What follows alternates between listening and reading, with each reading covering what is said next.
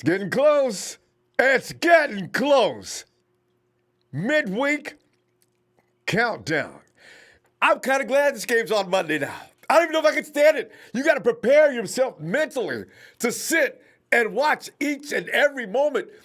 And you cannot tell the truth. A little bit concerned, right? Browns man woke up. I don't know. See, because you got to look at the last game, and the Browns played. And maybe we're freaking out. Some of us are freaking out for no reason. Others of us are expecting too much. Hey, but I'm somewhere in between myself because I'm thinking, you know what? I ain't gonna take this opponent too lightly. But at the same time, come on, man, they ain't that good. I mean, but they are that good. We are that good. You heard about Marcel Harris, right? Anton Exum Jr. said goodbye. I don't know what the 49ers got in mind and did create a space on the practice squad, from what I'm understanding. Are they going to fill that void with somebody else? So bring Marcel Harris up, get rid of Anton Exum as he is the sacrificial lamb in that move. These things, sometimes you got to wait for a few minutes to see how they develop and where they're going. I have no idea. I like Exum. If I had it my way, he would not be gone. You know, although he has not played a large role this year in doing too much, has he? Then I don't know how much playing time he's been getting this year either. Because they hadn't thought about him until they cut him, actually. Anyway, today's line. Cleveland Browns know they can't beat the 49ers with talent alone. I got a kick out of that one. I said, are we getting... Well, let me get into this. The rhetoric is starting to build towards the outcome between the 49ers versus Browns game. Head coach Freddie KItchens addressed the Bay Area media via conference call and had nothing but good things to say about the Niners. That's just customary behavior in the NFL. Nobody says anything bad about their team they're about to play. And normally, if they're on your schedule you don't say anything bad about them at all. So, and oh, by the way, if you've been watching NFL Network Total Access, for what it's worth, former wide receiver James Jones and currently NFL Network analyst, he said the Browns would beat the Ravens prior to their contest of this past Sunday. And I was watching when he did that a couple of weeks ago. Didn't think anything of it. He put a W by the Ravens game for the Browns, and then he slid on up and put a W next to the Browns for 49ers game. I said, oh. So I am kind of surprised that the Browns beat the Ravens, due to the fact the Ravens' defense is probably maybe a little overrated now that we've seen them lose 2 times to a couple of teams that they probably, if they were all as good as we were thinking they were, should have beat. So, well, I'll just go ahead and I'll give an excuse not to believe that one. Anyway, he said that prior to the contest, and also he's thinking we're going to lose. Meanwhile, Browns head coach Freddie KItchens believes it takes more than star power to win consistently in the NFL. Coach KItchens said, and quote, "We got a lot of talent, but we haven't done anything yet. Talent's not the key to success, and hopefully our guys are realizing that. I think our guys do realize that. It has nothing to do with talent." And he's probably right. I mean, the Browns came in thinking, we got everybody we need, Jack. We go steamrolling. We go into the Super Bowl because they were talking like that. Cleveland hasn't reached the playoffs since 2002, but came into the season as a pick for a playoff spot after adding superstar receiver, of course, OBJ, to pair with former number 1 overall draft pick Myles Garrett.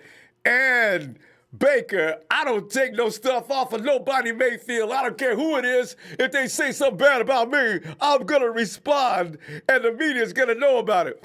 See, Baker's going to learn to hush before this. You know what? Soon, probably, too. Of course, few predicted what may be taking place as of late, and that is Mayfield's having a sophomore slump. Maybe. Most observers expect Mayfield to join the legion of elite quarterbacks, while biggest quarterback names in the game, such as Tom Brady, Drew Brees, Ben Roethlisberger, Aaron Rodgers, Philip Rivers approach the end of their hugely successful careers. But Mayfield hasn't gotten off to the start many were expected in this his second season. His 6 INTs. 6 INTs. Fam, I know we're going to add 3 more. I just know it. His 6 INTs are tied for the league lead, and he ranks 31st with a 59% completion rate. And that is not good, despite having Beckham and 4-time Pro Bowl wideout Jarvis Landry to throw to. What's the matter, Baker? You guys been talking so much, you need to stop mowing that lawn out there in Cleveland and go work out. Landry is considered questionable to play Monday while he goes through concussion protocol following the victory in Baltimore. His replacement could be Antonio Callaway, who's first eligible to return from a 4-game suspension for violating the NFL's substance abuse policy. Missing Landry could add to the list of issues facing Cleveland after their first 4 games didn't necessarily go as planned. I enjoyed it too, boy, I tell you. However, even at 500, the Browns sit in first place in the AFC North with 4 games remaining against the Steelers and Bengals, who are 1-7 combined, and they own the head-to-head breaker with the Ravens, whom they host again on December 22nd. So they have a lot of incentive to come in and play hard against the 49ers. Just, it could become embarrassing for the Browns, so they're going to come in pretty much as fired up as the 49ers are, who have not been respected. Still, Coach Kitchens spoke Wednesday like a coach who still believes his team is a long way to go before thinking about true contention, despite having one of the most star-powered rosters in the conference.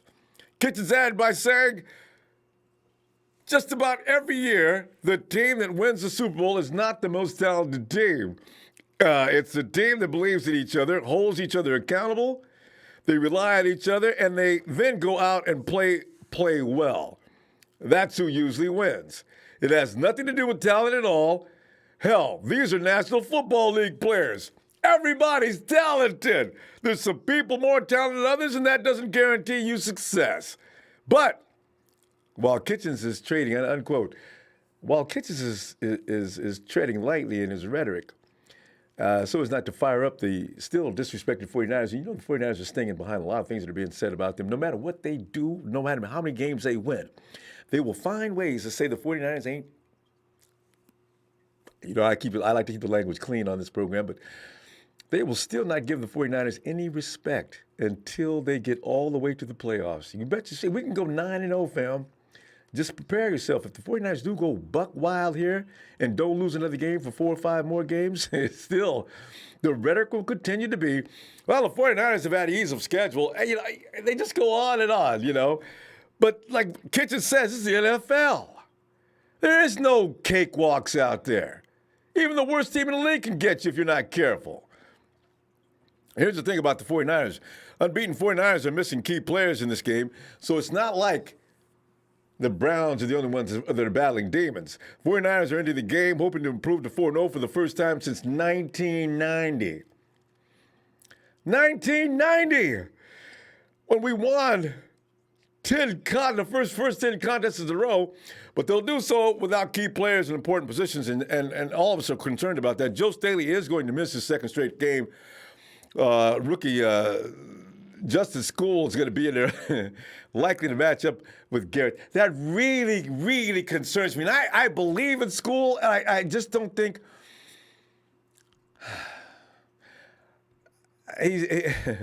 Garrett has 26.5 sacks in 31 career games, including 6 sacks and 4 starts this season. He's on a roll, and he's a man on a mission.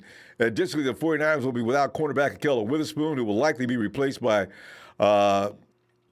Emmanuel Mosley, who has played 45 defensive snaps in 2 seasons. It sounds frightening, doesn't it? And some of these matchups are kind of scary. And, it gets worse, fam, because it wouldn't at all be surprising to see the Browns line up Beckham on the left side of the offense. Why bother with Richard Sherman when you can deal with Mosley? But they don't know anything about Mosley, and this could be a shock for him. I noticed Mosley last year, and I was wondering why he got cut. Mosley's a scrappy individual that's got skills. I'd rather see a guy I know that would stop all that action, but he's not ready yet. Jason Verrett is not ready. Anyway, Mosley's going to be the matchup who will be making his first career start. Mosley, though, is not intimidated by this, fam. He's quoted as saying, I think any competitor will enjoy being the underdog. You can go out there and prove it, unquote. Mosley's ready to go. I like his attitude. he probably does have a few goosebumps, and and he's probably thinking to himself, all right, I can do this. 49ers could try making up for Witherspoon's absence, though, by getting a strong performance from its talented defensive front. 49ers defense ranked second in Football Outsiders DVOA metric. Defense adjusted value over average. That measures efficiency league-wide on a per-play basis thanks to strong starts for Nick Bosa, DeForest Buckner, and the shockingly come-to-the-party Eric Armstead. Oh, Eric, I'm glad you arrived just in time, too, boy. Ho. Kitchens has said of the defensive line, quote, they play hard. They're very talented. They're very long, big guys that play with quickness. There's a lot of first-round draft picks up there, and they're up there for a reason. I think they're very deep. They can rotate guys in and out. I think they're the best front that we faced this year. Unquote. Well, fam, that is pretty much the tale of the tape. Are you feeling? What are you feeling, fam? See, I'm telling you, I know when that game starts, I'm going to be a basket case. I want this game so bad. For the 49ers to win this game would give us not enough respect, because they're going to say, well, you caught the Cleveland Browns when they were still having problems. They're going to say that anyway. We already know this, right? But if you win this game, people still don't have license to go to work on us yet. So if respect is what you're concerned with, you'll get it by beating the Browns. Lose to them, they'll be all over us. Hey, Jorge Ruiz, thanks, fam. He says it's been a while since I last donated, but thank you, Ronbo, for all the hard work you do. Thanks, fam. Oh, I'm loving it. It's a pure pleasure. I'm feeling the word work does not even enter into this. Gibson says if Buckner's a Titan, is Bosa Hercules? Yeah. He didn't give these guys names, you know what I mean? Ooh. And this is why, and I look at Myles Garrett, even though he's on the other team, that's a bad mofo. It's getting dirty, too. That's what's really scary. A guy with this talent, he didn't enter the league being a dirty football player. But Garrett, make no mistake, I have a feeling, fam, if he gets a chance, he'll try to hurt Jimmy. Music Street, he says, I'm in the hospital still watching Real Faithful. We are fully healthy as a team, and I believe Emmanuel Mosley will stand out. Well, we could use Joe Staley. I want that experience against a guy like Garrett, because I want him to do what he has to do. Now, I hope, if I was the coach, and I might get in trouble for it if I got caught, I'd tell school, listen, you do whatever you have to do to stop him getting to Jimmy. Don't worry about the flag. Don't worry about the fine. We got that. If you tell anybody, if anybody finds out that I said this, I'll deny it. I would. I swear I would. Harold's Random Videos says, hey, man, long time. No see. Harold, how you doing, fam? Debbie Ryan says Monday Night Football, Levi Stadium will be lit, to say the least. TJ Campos is that first time chatter. Can you give a shout out to all the 49er fans on Guam? Whoa! What's up, fam? Out in the paradise, tropical trees, everything else, Guam. It's Ronbo for life. Thanks, fam. TJ Campos. Mo that trucker. As a Raven fan, I will be the biggest 49er fan Monday night. That's true. You guys got a lot at stake, don't you? They need to lose for you guys to stay in the hunt for that division. Mr. Block Guys 22. Yo, let's go 49ers. The Browns feeling good about themselves. Let's take it to them. Yes. Red Eye Jedi 201. What's good, Rob? Both the do Browns are going down. That's got a nice ring to it. All-Star News says when the 49ers win on Monday night, it will be the 49ers' 49th win. That's another reason why we got to win this game. That's just too symbolic. John Haynes says, what? Hey, and the Niner fan was good. Joel Kaepernick Russell score for 49ers versus Browns Monday Night Football. I got 56 to 10. Whew. That means the 49ers will have completely taken over that game. Danny Brazil says, I expect a bit of a defensive game with the Browns. It's possibly a low-scoring game. That's the reality of it right there, fam. The Browns' defense is waking up. That last game, they were pretty treacherous. We'll see. Because, we still got Kyle Shanahan. That is the X factor in all of this. What teams expect they can do on defense, don't think Kyle already ain't ready for it. Eric Gomez says, I honestly think the 49ers will blow out the game. I don't know why, but it's going to be 31-7. I think the defense will show out this game. And not only that, Kyle Shanahan's offense is probably going to do weird things to the Browns they don't even know about. Slavin Robert 9, Mayfield will throw 3 INTs. I like the sound of that. Jamel! Oh. He says, guess what? Sophia's coming to see me next week. Going to take lots of pictures. All right, Jamel. Good time.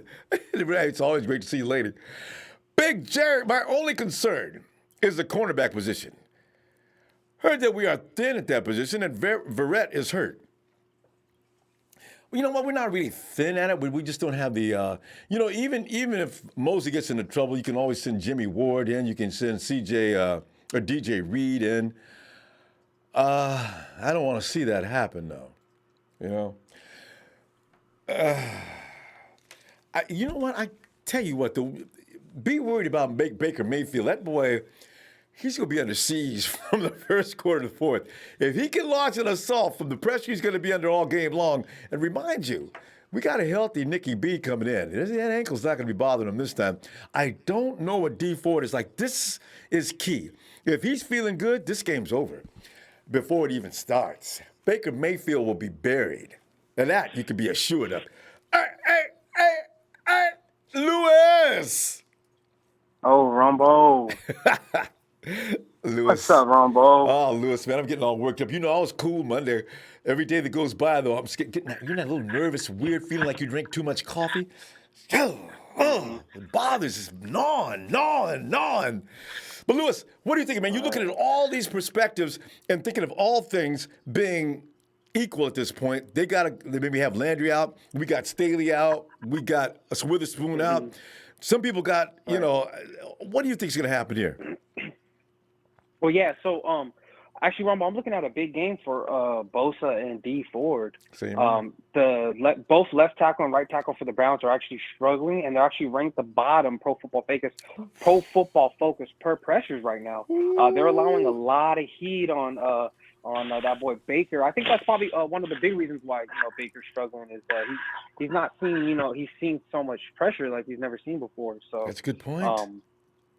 Yeah, it's something like that. It has to be like talked about. Like he has a lot of pressure in his face. The left tackle, right tackle. They haven't really found the replacement for Joe Thomas since he's retired about 3 years ago. So it's just something to think about. Like it is, but let me ask you this question though: what happened to the Ravens? Are they lacking in a defensive rush? I thought they were better than that. Yeah, Rumble, I talked about it yesterday. They traded and they lost a lot of their players through trade or free agency. Like I said, they lost Timmy Jernigan, who was another DN, Brandon Williams, who was one of the best run stoppers they had. They lost C.J. Mosley. They lost T. Sizzle, who still gave them 7 sacks. So, I mean, their defense is not as what it used to be. Like, people still think, because they have Harbaugh that, they're still going to be a top-tier defense. No, man. They lost a lot of those acquisitions. So they are not the 49ers front rush. Okay, let's keep that in mind. It's nowhere near that. You have to keep that in mind though, Rumble, because they're counting on Lamar to put up at least 35 points a game so that they can, look at their last the acquisitions. They drafted the tight end first round. They just drafted Hollywood Brown, the speedster. They drafted Lamar Jackson the draft before that. So. You look at what they're taking, Ronbo. They're taking a lot of offensive pieces now. Their last 3 drafts have been all offensive players. So keep that in mind, Ronbo. Like they're looking to score points, but again, you gotta stop the other team, and I don't think they have the defense like they once had in previous years. So that's something to think about. But I'm excited, Ronbo. I think it's gonna be a good game. But again, Kyle Shanahan, like you already said, he's gonna scheme up. Yeah, he's going to scheme something up. He knows where they're weak. He knows how to exploit. That's what he does. So, yeah. Exactly. Man. because Baker Mayfield's confidence will be shaken. And just like you're saying about that stat about their two tackles being two of the worst in the league, well, that Right. spells doom. I'm gonna go ahead and relax. They're at the bottom. Can I relax? Right. Oh no, definitely, Rom. And I think Mosley would be good. People. I think people are like, oh damn, we lost Witherspoon. Witherspoon's playing out of his mind right now. Rombo, I'm gonna go ahead and pat my back to you, Rombo, because you've been holding him down. You've been like, man, come on, believe in Witherspoon. Hey man, he's been balling lately. I think it was 3 or 4 receptions for only like 35 to 40 yards. Like this dude has been clamping defense up. He's just been balling out of his mind for us right now. But I think everybody's like, oh, we lost, Witherspoon. Oh man, we're gonna get picked on the side. I don't think so. I think Mosley's game ready. Barrett hasn't touched the field in 2 years. So when he went out there, they're still like, oh, Barrett, hopefully you're, I don't even think he's practice squad ready like Barrett is. Like he hasn't seen the field in 2 years. You know what I mean? He came off an injury, then he got hurt in preseason again, then he was out a whole another season. So that's 2 seasons he hasn't seen like live gameplay. So like you're right, Ronbo. Like let's just give him some time. He's gonna get better. But the more snaps he is, the more comfortable he gets, the more confidence he gets, the better he'll be out there. So I think we're ready though. I faith in Mosley. I think he's gonna lock some stuff down. And you know what I'm saying? Let Nick Bosa, Stefo, and Ford do the work, man. And offensively, I got a feeling who's going to be key in this game? I think, again, it's going to be up to Garoppolo. A lot of people, like to say that, and I kind of believe in this, is as far as Garoppolo wants to take us. I think Sherman even talked about it, too. It's as far as, Jimmy G wants to take us. I'm not saying he needs to put up, 300 yards and 3 touchdowns, but he needs to have, limit the turnovers, which, again, some of them weren't his fault. So, but, we'll just better take care of the ball. I think the whole offense as a whole, Rombo, this time, I think it's going to be a team effort once again, obviously, but I just think that this time we're not going to have turnovers and, we're going to actually try to execute a lot better in the red zone with less penalties and mistakes and stuff like that. God. I think if that happens, the game ball goes to everybody on offense. You know what I mean? Can we run on these guys? Because if we can run on these guys, Lewis, lights out. Rombo. There's this kid named Josh Putnam. He's a low tier. I think he's a 49er fan, but he does game by game breakdown. And he literally broke down the Jimmy Garoppolo game against Pittsburgh and the Bengal game. Just anybody who's out there listening right now, just look it up. Josh Putnam is his name. Putnam is his last name, Josh Putnam. Go watch his film, Rombo.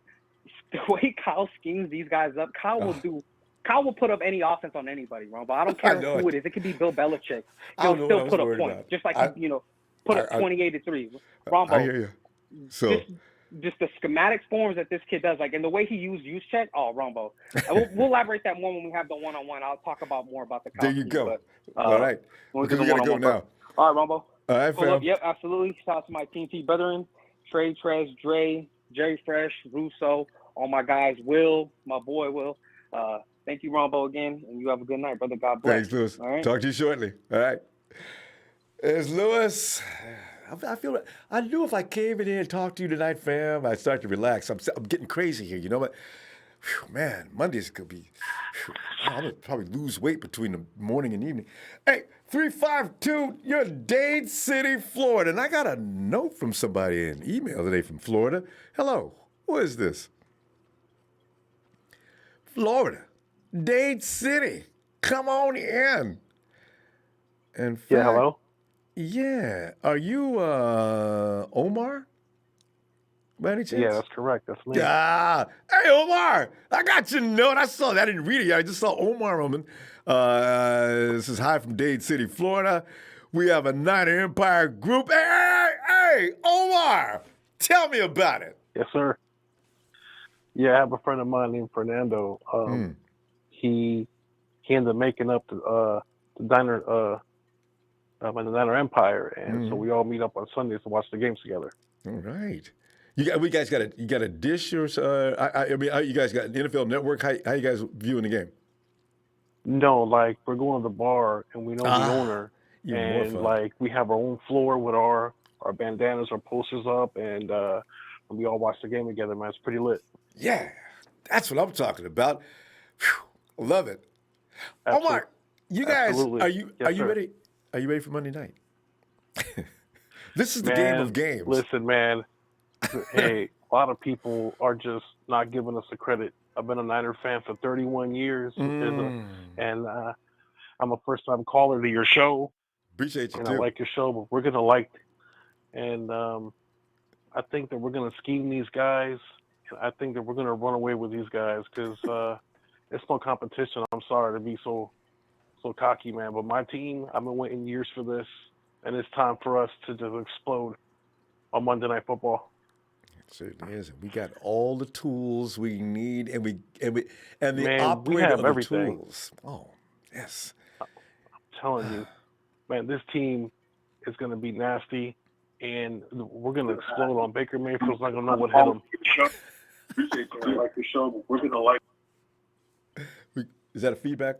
Oh, okay, there's something else. Go ahead. I'm sorry. Omar? Yeah. Yeah, Yeah, 'cause 'cause I'm still here. Okay. Anyway, you what do you think is going to happen? Make a prediction of how many INTs Baker's going to call, and just to have fun, how many times is that defensive line going to take Baker Mayfield down? I really. Oh, man. Hey, man, I'll tell you something, man. If D Ford plays 100% or even close to 100%, Oh. and then a Nick Bosa on the other side, it's going to get nasty quick. And I think that Freddie KItchens might have to come out there and play quarterback. Hey, I wonder who is their backup quarterback. Honestly, I told people last week, you know what? If Nick Bosa comes back healthy, I worry about Baker Mayfield. In fact, he can't see because he's kind of short. And then you got 6'9", 6'7", 6'8". He get tall all the time. Upwards of 6'6" or 6'7". Trees coming at you at high speed. What are you going to do? You're going to run right into Mayfield? I mean, you're going to run right into Ford or Bosa? Yes. Man, I had a quick question for you. Man, I think that we should trade for Emmanuel Sanders. Why?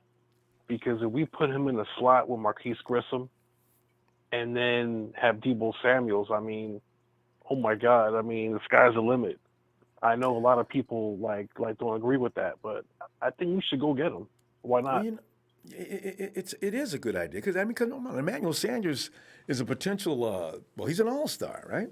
So but the only issue is, will it stunt the growth of players like Jalen Hurts? These guys got a lot of upside. I also feel you put Jalen Hurts in the slot, that's a problem. Yes. So I really want to see him. Yes. I think what they should do is run a 4-receiver set because I realize that Kyle Shanahan likes to do some things that the Patriots like to do. Okay. Yeah. Well, we got 4 receivers, and let's run some 4-receiver sets. I mean, why not? Just kind of exploit that. I mean, that'll be pretty cool. Do something different, And plus, we're not even talking about Kittles. We're not even talking about how great our running backs are. Oh my God, man! To me, we have the most complete team in the NFL. Absolutely. You run a bunch formation. Put 3 guys in your bunch formation on one side. Yes. Who would you put in that bunch formation? To 3 me, receivers. I put Deebo Samuels. I put Deebo Samuels if we trade for Emmanuel. Don't get Sanders. I'm just talking about a particular play on the field. And I have a bunch formation. I'm thinking you say 4 receivers. I'm going to go ahead, as you say, I'm going to put Deebo Samuels. I'm going to put Marquise Goodwin in there just to destroy the minds of the defensive backs. Yes. And then right next to him, I think I'm going to go ahead and put Dante Pettis. Now, I got 2 very good route runners and a speed merchant. I put George Kittle down in but go ahead. No, I'm telling you, to me, I think we have one of the most complete teams in the whole league, and unfortunately, we're flying under the radar. So I guess we're gonna have to go 9-0 for us to get some respect. For me, is I've never listened to one of these guys like Ryan Clark. He don't know what the hell he's talking about, man. That guy's on something. Well, he'll be off it soon. Hey, Omar, we're gonna go. I'm gonna tell you what, fam. I appreciate you. Listen, we'll be back. And we'll leave tomorrow too, because everybody's gonna be watching the game tomorrow. Everybody wants to see the Rams and Hawks. Be back Friday, okay? So if you get a chance, okay, let's talk again. Yes, sir. Hey, man, it was good calling in, man, for the first time. I'm a big fan of yours, Ronbo, and go Niners, man. Thanks, Omar. Appreciate you and all the Empire out in Dade County, Florida. All right? Dade City, Florida. Yes, sir. Dade All right, City. man. Have a great All right. night. You too. Bye-bye. All right. Dade, Bye-bye. Dade City, Florida. Was that show? Anyway. Hey, there's Dion. Ronbo, what's going on? What are you doing, man? I'm not doing good. I need this game to come and go. You know what I'm saying? Because I'm having troubles relaxing. I'm thinking about this all the time. I want to win this game so bad. Oh. I feel you, man. This is an itch you can't scratch. You know what I'm saying? Yes. So just because you need it, like you want it so bad. That's what I'm talking about. You just about. thinking to yourself, what can I do to be able to scratch this itch? So the only thing you can do is do what you're doing right now, baby. Go ahead and let talk us it out. speak, and let's just smoke it out. So this is what we're gonna do. Okay, I'm looking right now, currently online, at what Baker Mayfield has done in his first 4 games. So his first game, he had 1 TD, 3 interceptions. His next game, he had 1 TD and 1 interception. And to me, it's like he's the leading the league in interceptions, by the way. Mm-hmm. So he seems to continue to throw picks, and it's just on the pressure. So with our defensive line, we're going to crush their offensive line. Offer it. We're going to kill them. And what's going to happen is if you Nick Bosa healthy coming off that edge, it's going to be a nightmare. Like he's healthy. Like I literally, Ronbo, I can feel it in my bones. Mm-hmm. He is going to eat Baker Mayfield for breakfast, lunch, dinner, and a snack in between. Mm-hmm. And then when Baker tries to step up into the pocket, hi, Mr. Armstead.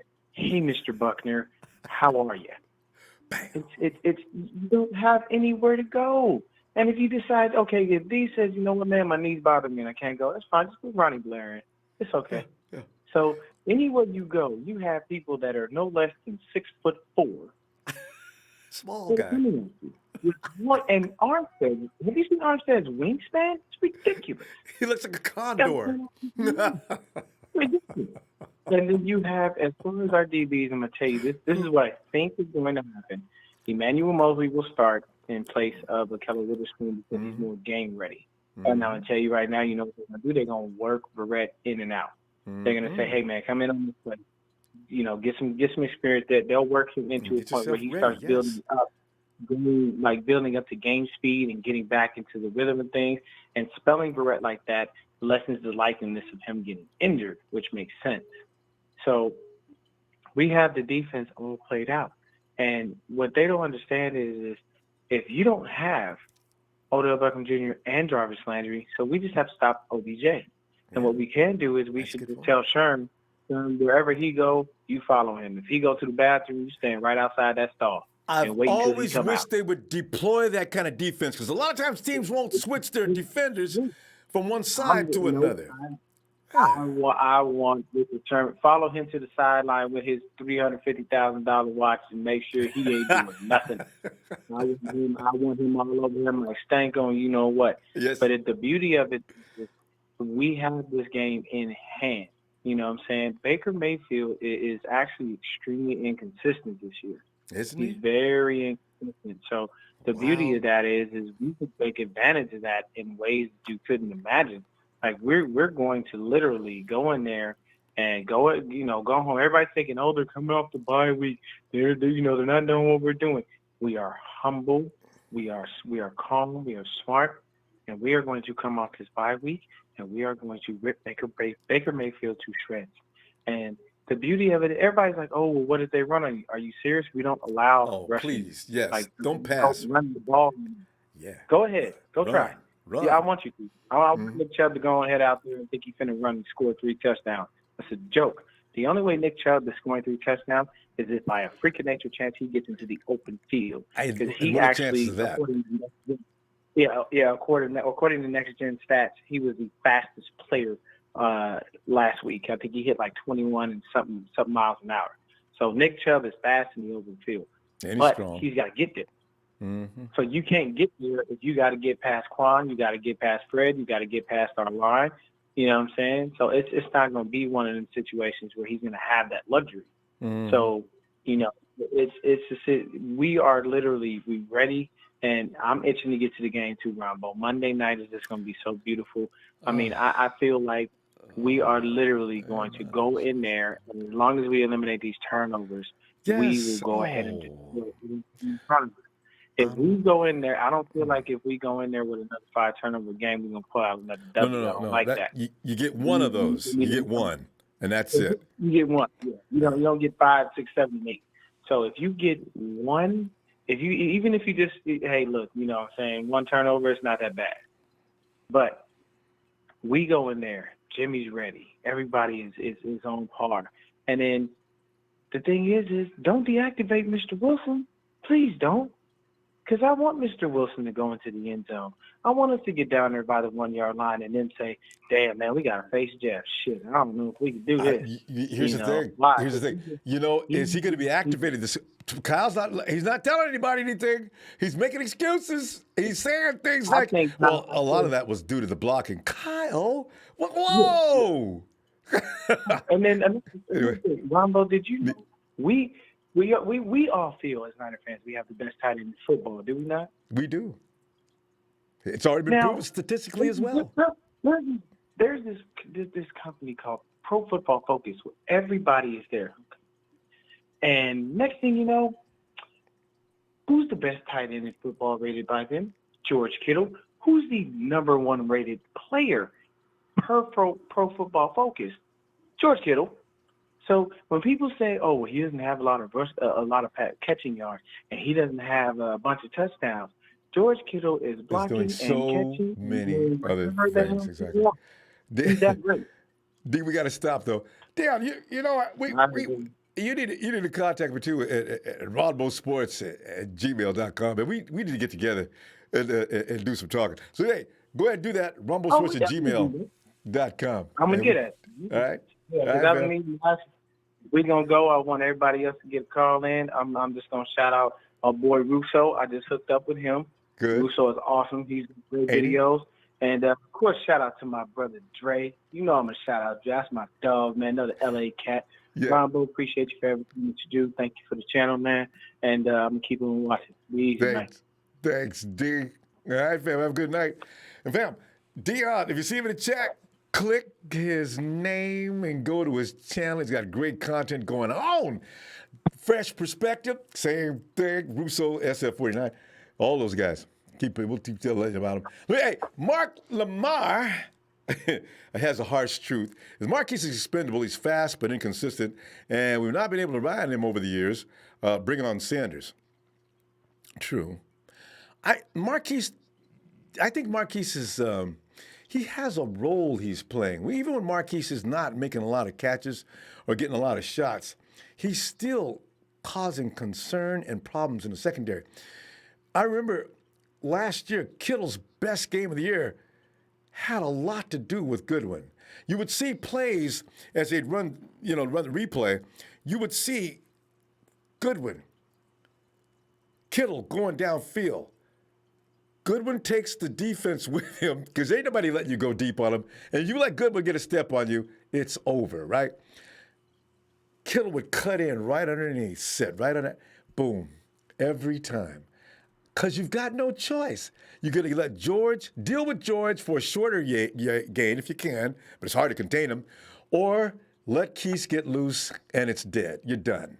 So that's why I don't know, Mark. People don't give Keese much credit because he doesn't get a lot of chances, but that boy will scare a defense to death. Hey, let's go to 925 Concord, California. Hello, Ronbo. Hey, who is this? Junior. Junior. How you doing, fam? I'm doing good. I'm hearing you talk a lot. You haven't talked about Debo at all, man. Debo, man. I just mentioned him, actually. Right now, Debo is a weapon. Ain't he is a deep threat. I want to see Jimmy G Monday night throw that ball downfield all game. Throw that ball downfield because I'm watching Jimmy G in the pocket, and a lot of times when they did have Staley, he had a lot of time in the pocket. I know. And I know Shanahan likes to run those play action plays, but just a few plays on Monday night, I just want to see him throw that ball up to somebody. And I just want to see it thrown to Debo or Marquise Goodwin or one of them on them slant plays. Man, like George Kittle last year, every time, let me tell you, every time Jimmy G threw that ball to him, he was going 50 yards downfield. Every time. Look like. I tell you, though, if it George looks like. Kittle, Go ahead.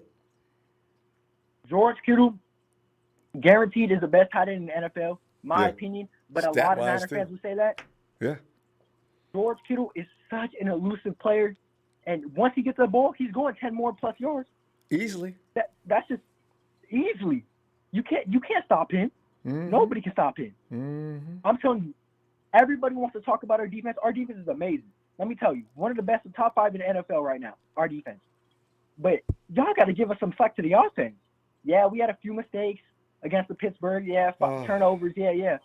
But let me tell you, we fix that week to week. Oh, we're good. Mm-hmm. If we could keep fixing that, by the time we get to the midweek of the season, by the time we get to the mid of the season, I'll be rolling.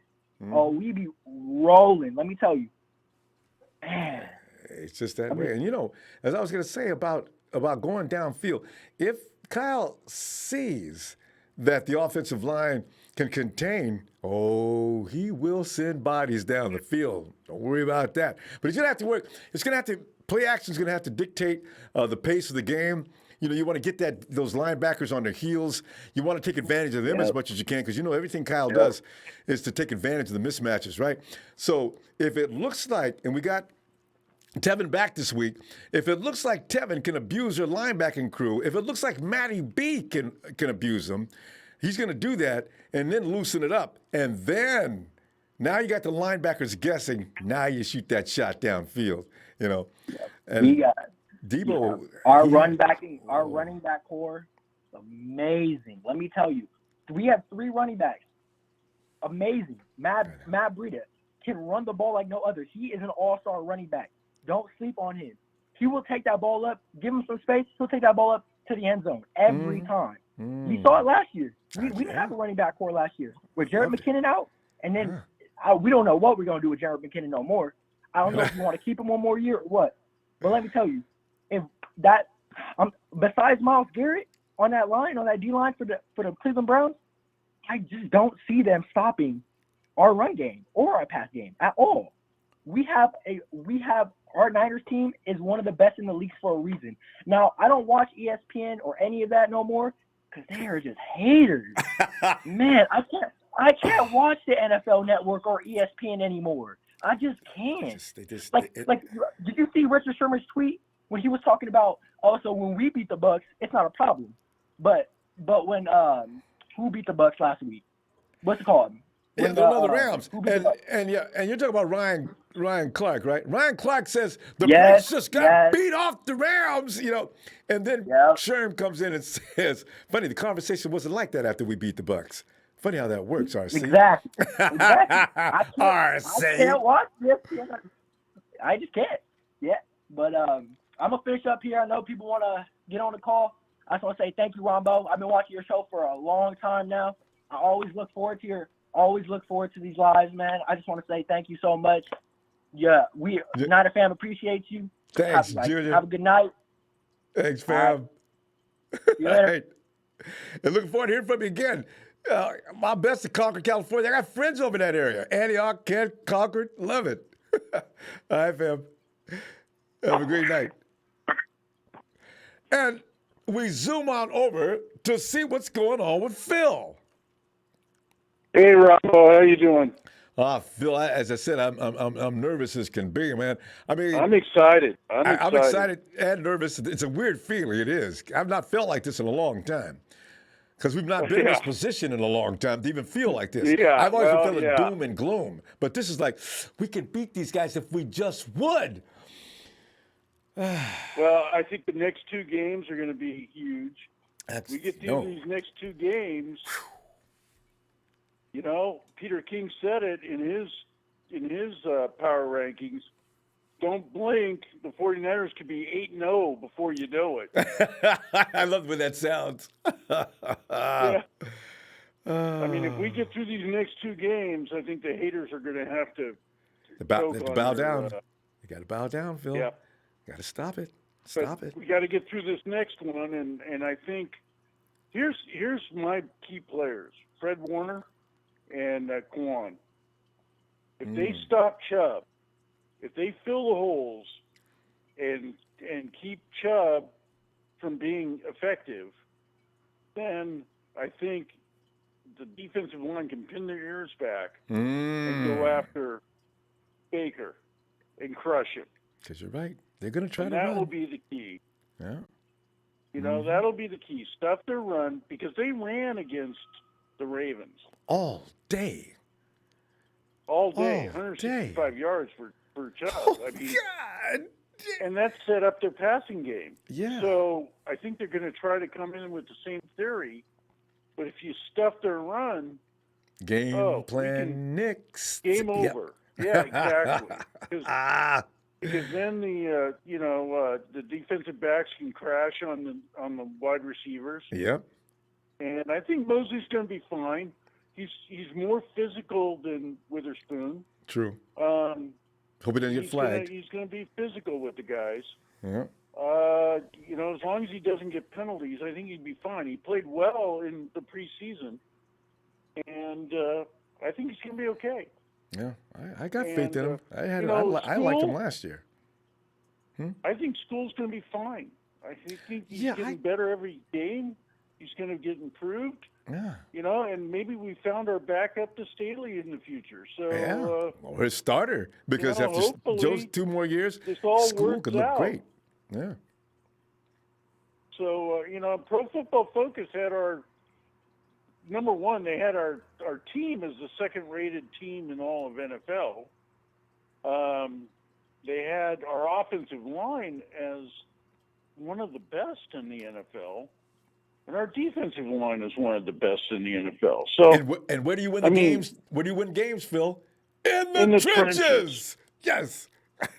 Exactly. And I don't think people, these prognosticators, they look at the skill positions and they go, "Oh, they're so great." Yeah. But where it's won is in the trenches. Yeah. And let me tell you, our defensive line did a great job against the Pittsburgh offensive line, and Pittsburgh's offensive line is a good offensive line. Yeah. Very good. And they're much better than Cleveland. So it's a nice thought. I like that. So I'm looking forward to the game. I'm hoping the fans at Levi's get loud. I don't think Cleveland travels as well as Pittsburgh. I hope not, but but we were loud when Pittsburgh was there, and I think we're going to be loud in this game and take it to them. So I'm looking forward to it. I'll be there screaming my brains out. So you got to take some lozenges or something. You called in after the show, and you were barely audible. Well, it's beer that helps, after the game. Yeah, we have a beer in the parking lot. After the victory, I should say. I'm looking forward to it, and I just this is key. These next 2 games are going to be the pedestal for us to go all the way. I mean, I don't see any one team in the NFC that much better than us. I don't either. I've not seen that in 2 weeks. The Falcons, are they going to be a problem? I don't think so. I don't think Green Bay is going to be a problem. The Rams, I don't think Dallas, they showed their weakness. New Orleans, I'm still worried about. Yeah, I know. That defense is scary. I mean, who ever heard of the Saints? Being afraid of the Saints for the defense has not been an issue since Drew Brees landed in Nolans. That's. But you know what? I think Jimmy's going to get better game over game. Oh, as for long sure. as he stays healthy. Yeah. and we keep him on his feet, we're going to get better as a team. Our upside is higher than the Saints. I think I the agree. Saints they've hit their peak. Our upside of all the teams that are good in the NFL, our upside is much greater. Mm-hmm. And mainly due to Kyle Shanahan and the things that he's going to be doing with that offense. You see, that's what people don't add to the equation too often. It's Shanahan that's going to beat you. He is the scariest offensive weapon the 49ers have. But people look at the players, they don't know. That's and that the brings guy. up a thought to me. Tevin Coleman is going to open up the playbook, just like when Jerick McKinnon went down last year. The playbook got cut in half. I know. And I was sick. you know, we've got Breida and Mosfet and James. They're all going to be suited up for the game. I'm sure of it. Oh, as well as Tevin Coleman. But Tevin Coleman gives them that pass catching out of the backfield running back that can go up against a linebacker and create a mismatch. And Kyle's got to utilize that this game and utilize a lot. Phil, we need to stop because it's late. We're going to making people All right, wait. man. Appreciate you, though, Phil. Well, anyway, always. Good to the Empire. We're going to go. Yes. Good night, Phil. Later. Man. Bye. Bye, Phil. Dre, a player partner. I mean, I call them the PP brothers. Him and Will. Dre. Man, what's happening, man? We in this thing. What's happening, man? Oh, Dre, we're sitting here speculating. I'm sitting here worrying and carrying on, losing weight as during the program. I came in at a certain amount of pounds. I'm down at least 2. Because I don't want to lose this game, something bad. I just don't know if I can handle it. I can't lose this game. We can't lose this game, Dre. I'm looking at everything. I'm looking at them. I'm worried about Garrett, like we talked about the other day, being a dirty player. I do not want him to end up hurting Jimmy. The Levi Stadium, the lights go out that night. I could see it already. Oh, no, he didn't. Yeah. Boom! Both sides of the field empty. Bench is just going nuts. Oh. Yeah, nah. So, like I was saying, I just found out that the Browns lost Christian Kirksey, which is one of their best. I think he was their best linebacker. Had pectoral surgery. What's wrong with him? So what? He tore his pec. Oh. Yeah, he had a Malcolm. He did a Malcolm Smith on him, man. He did a Malcolm Smith on him. So man, that zone rush scheme is gonna kill them boys, bro. That zone rush scheme is gonna kill them boys.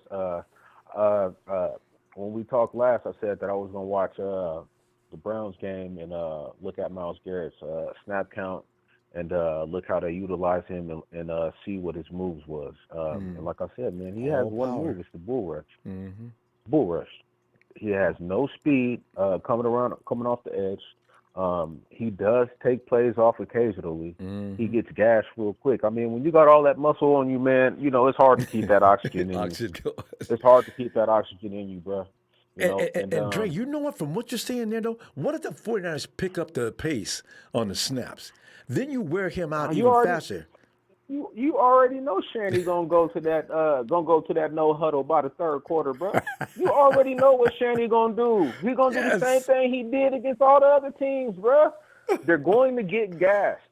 Shanny is going to dip and dive with that zone rush scheme in the first 2 quarters. I'm telling you how the game's gonna go. He's going to dip and dive with the zone rush scheme in the first 2 quarters. He's going to get these guys gassed, you know what I'm saying? And then coming out in that third quarter, he's going to turn it on.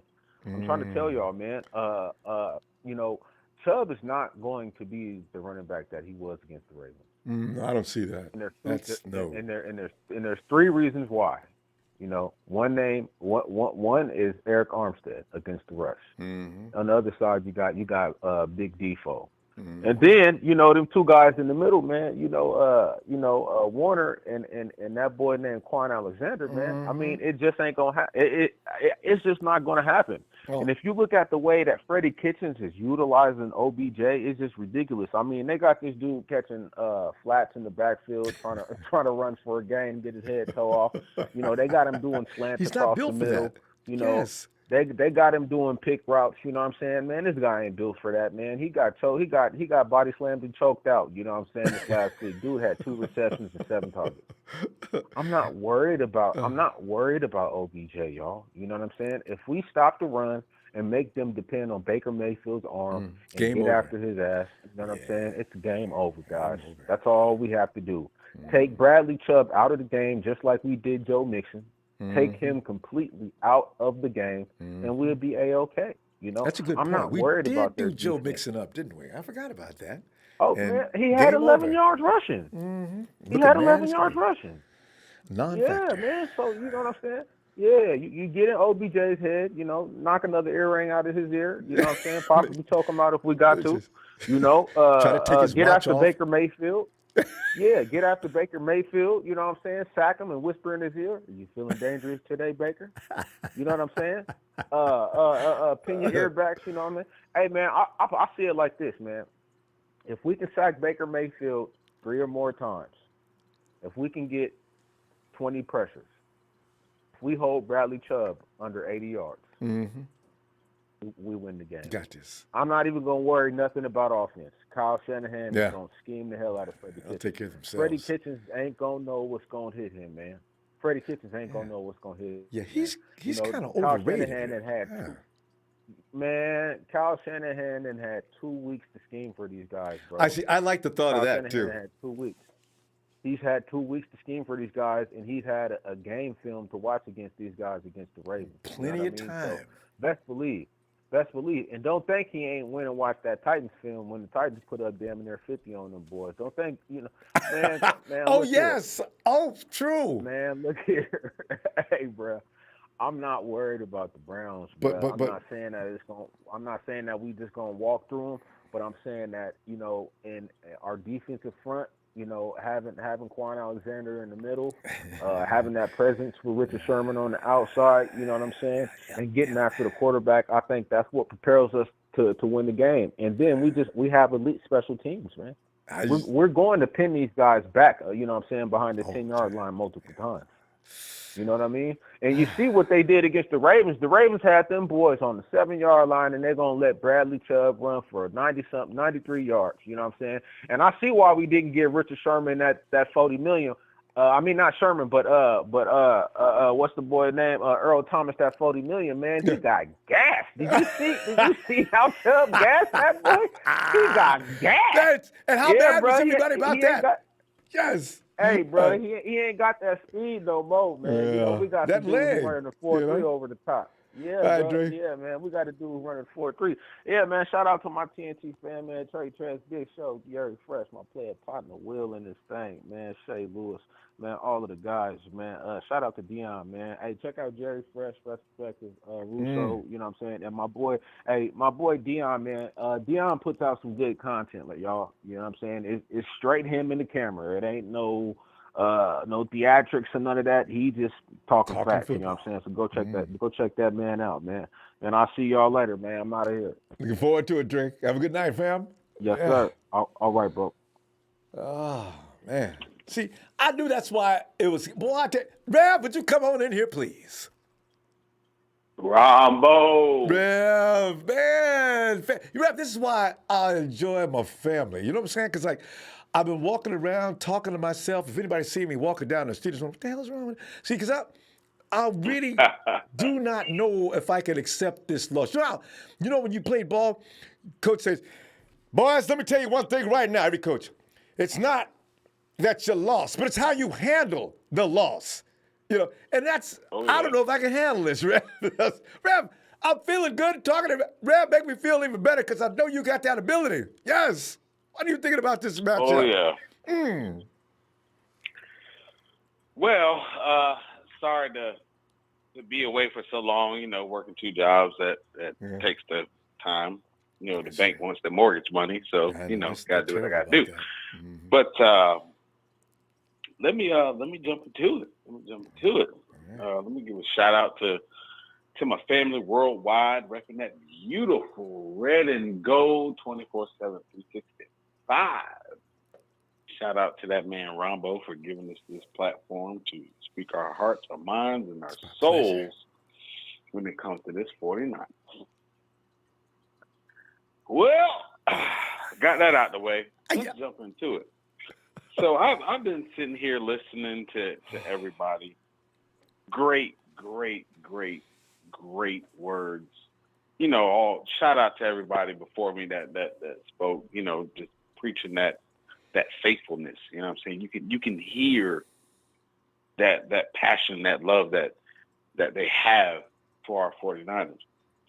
This game on Monday, you know, I'm not expecting a blowout, but I'm expecting for Kyle to see the mismatches. I watched that Ravens-Browns game. Mm-hmm. Offensively, the Ravens can be a headache. Defensively, they're super suspect. And I will be at that game actually. But you know, I'm not worried about the Browns. I'm really not. I mean, granted, they got OBJ, they got Landry, whatever. The names killing people. But the problem is if Baker Mayfield can get that ball to OBJ or Landry. Landry ain't gonna play. Rev, by the way, he's in concussion protocol. He may not clear before Monday night. He just got banged up Sunday. Mm-hmm. Well, I mean, let's see. But falling back to college years when Bosa actually played Baker Mayfield when Ohio State played Oklahoma. Yeah. Bosa gave him hell. Yep. Pure hell. So with that being said, I expect this game to be our defense is just coming out nasty. We're hungry. I've said it all year long. Defense wins championships. This defense is primed. This defense is ready. I'm not worrying about the Cleveland Browns. I'm really not. It might be some hiccups here and there during the game. Oh no. But overall, I'm not worrying about them. Not one bit. Kyle already sees. I seen 4 mismatches when I watched the Cleveland Ravens game. I saw 4 mismatches. I was like, oh my gosh, Kyle. I know Kyle is watching this because he can scheme up anything and boom, it's automatic. He got you. So I do want to address what I keep reading on, social media. I hear this, I hear that. Everybody's worried about the rankings and, everybody's disrespecting the Niners. We ain't did this, we ain't did that. The one thing I want to address, and I'm going to, and I'm in full agreement with Richard Sherman saying, we have to play who's on the schedule, but it's the fact of how we play. And the fact of that we have came out, I don't care who the opponent is, but we came out and we showed what that hard work is. And the thing about this team that I want y'all to listen. All of this hard work and effort through off-season, preseason, training camp, everything is starting to show. I don't care who it is that we face. We are not afraid of you. We are not afraid of you. Granted, we are going to lose games. That it's the nature of the beast. I'm not saying we're going to go undefeated, 16-0, per season. But I'm also expecting for us to, like I said, we're forcing you to beat us this year. Like, if you don't have a high-profile offense, you are not going to beat the 49ers this year. I'm just throwing it out there. I'm just saying it. If you do not have a prolific, high-profile offense, you will not beat the San Francisco 49ers this year.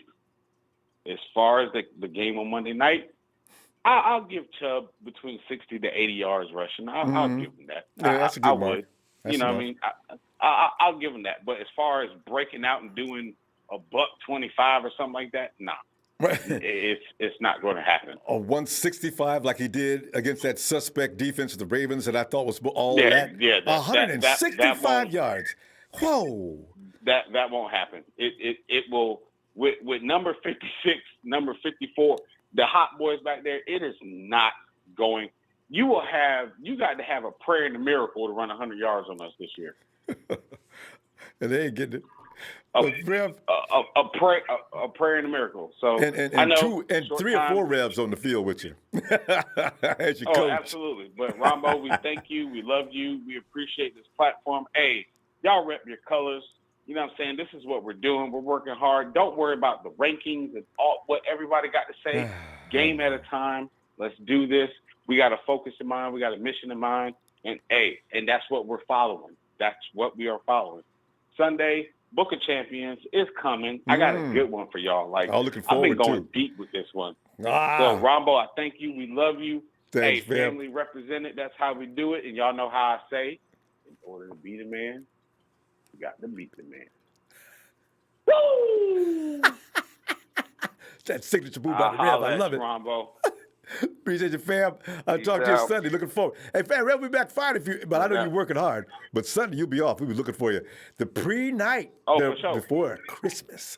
Whew. All right. Peace. All right, fam. Night, Rev. I know. I try not to pay attention to the critics talking the way they talk about the 49ers, but it hits you so hard because it's personal. James. What's up, Ronbo? How you doing, man? I'm doing better than I was at the start of this program because, I came in here and you know how you tend to get alone with your own thoughts and nobody's trying to help you correct you. I'm thinking the wrong way. Well, now that I've joined the family tonight, I'm feeling a lot better. Getting different perspectives and food for thought. And it's like medication, James. Them boys, they need to be worried about us more than us worried about them. I'm feeling that way now, James. But James, add some more to this. Well, I tell you, once again, thank you, Ross, for what you do for the Niner Empire and pure pleasure. Thanks, James. The show. And I'll tell you just like this. We have a focus right now, and we're a football team, and we're expecting to allow ourselves to reach the highest heights in the game of football for this season and seasons to come. And we're not going to take them lightly, but I will tell you this much. The Browns the Ravens gave up 198 yards altogether. I think it was close. Ground, it was 180 just rushing? something or something like that. Yeah, the Ravens, that's what they gave up to the Browns. The Browns still gave up 173 yards. What? See, I didn't read that stat. In that game. Yeah, in them stats. Yeah, they gave up 173 yards. Both of them gave up very close to like 180, almost 180 yards apiece. So you can run on the Browns. See, that's what I was worried about. Yes. I said they just ran all day on the Ravens. 165 yards. Well, I bet it's got to be a high for the year. Whoa. Well, I'll tell you this much. 2013, the 2013 season, we lost 6 of our starters on defense, okay, in free agency. And we look like that season. I don't even want to think about it. Yeah. And I don't even want to talk about that. But right now, this year, right here, that defense we got, I think Baker's in for a long Monday night. And he has problems when he gets rattled in that pocket. Now, the other caller had spoke about when him and Nicky Bosa played each other in college. And, he's about to embark upon a long night where he hasn't seen a defense get after him like that. I don't think ever, because they're coming. They're hungry. Especially not this year. Let me tell you something. I'm gonna say it just like this. Not underestimate Emmanuel Mosley. He is a very tenacious, physical back that, his physicality, let's hope he can keep the penalties under control. I think he could. I think he got flagged for one last year being a gunner in that Green Bay game, and then one in the preseason, I think. But that was like the second preseason game where they were experimenting with a whole bunch of calls just to show that's the way they're going to do it for the upcoming season. But I think he's ready. And the thing about it, that front seven is so violent as a defense to whereas that back end, they have time to play football back there now, because the quarterback is usually under duress. And Baker Mayfield is one of them under 6 foot guys, okay, or right at Under 6 six. foot. I think And, he's 6 yeah, plus. under 6 foot. And he don't, even He's short. Brady had said it. Brady said he'll take edge pressure all day long, but pressure when the defense is pushing the pocket right in front of him. With the O-line Ruins that his the day. Browns got, I'm telling you right now, they're gonna see ruin royalty between them two bigs in the middle. It's gonna be called ruin royalty with Eric Armstead and DeForest Buckner and Nicky Bosa and D Ford coming off that edge, you know, and then Chubb trying to run through that middle. The thing about it with those bigs pushing that pocket, it gives the linebackers chances to think about that peanut punch and catching them right on the angle. It's going to be really something. And of course, you know, the thing about Kyle Shanahan, and I want to say this, what I see as another part of a member in the empire and a fan as well. Kyle Shanahan will run different plays in game 3 where he doesn't want people to see those plays. He's not going to show them those very plays in the next game. A lot of it's schemed by design, and sometimes we look to see, you know, more players, more of our our receivers in the game catching passes. But a lot of times the running game just opens up so much from the blocking of the O-line and the good zone reads and then good running backs, to whereas he'll play in a second half in a game where he's got basically running backs continuing to pound the ball, catching it out of the backfield for back screens and even receiver screens, but a running back running a receiver screen. And, you know, and it just continues to just annihilate the defense. Here's signal one about how the game should be going. I'll say around halftime, when you see the Browns, where they're standing there with like their hands on their hips, the defense, that's a telltale sign right there. If not by halftime, I'd say midway of the third quarter probably. And I will say this much. I think they're going to let Raheem Mostert play as special teams gunner. Okay, there's really no, with Jeff Wilson, we still want Jeff Wilson to have the same role. I agree. Coleman and Matt Breida will be the front runners, and Wilson will also take a lot of work away from them and let Raheem Mostert, every other game, a play or two here or there. But it's just, you know, to run 15 plays and not turn the ball over and score. And then in a critical part of the game, it's that one fumble that allows They can make a another difference. team to score. Yeah, make a big difference. And that's you know, he's a special teams player, man. Yeah. I've said this before. And the only reason he came up is because Tevin was out. So you're right. That's where it's going to be. Yeah. But man. James, Yeah, man.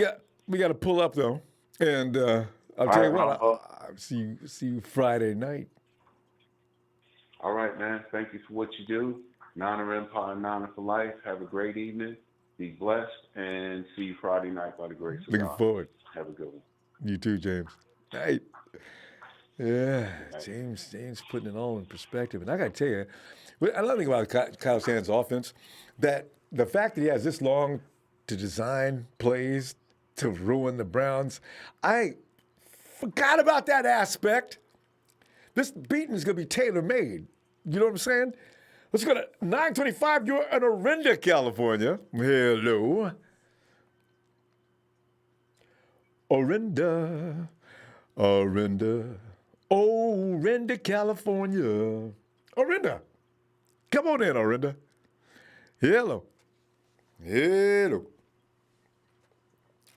because I got to tell you, man, I'm so ready to see what kind of design. It's going to be interesting to watch, too, you know. Let's go to Sean. What's up, buddy? How are you doing? I'm doing a lot better than I was, Sean.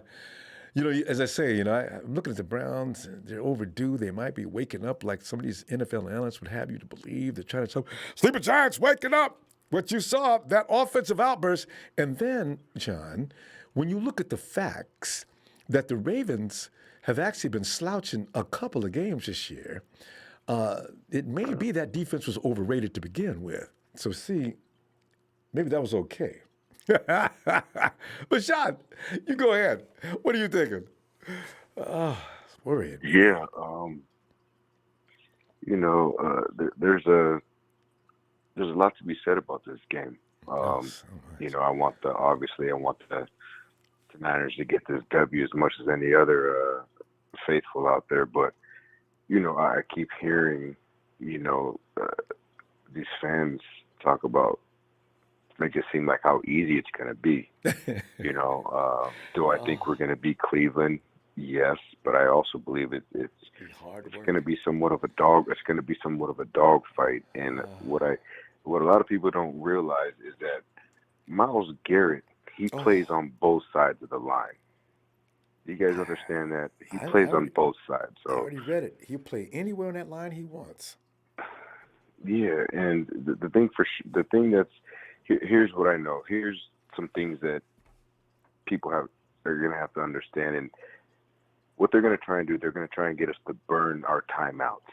They're going to try and get us to burn up our timeouts. So just hear me out, for instance. So we call a play. They're in the huddle. Okay?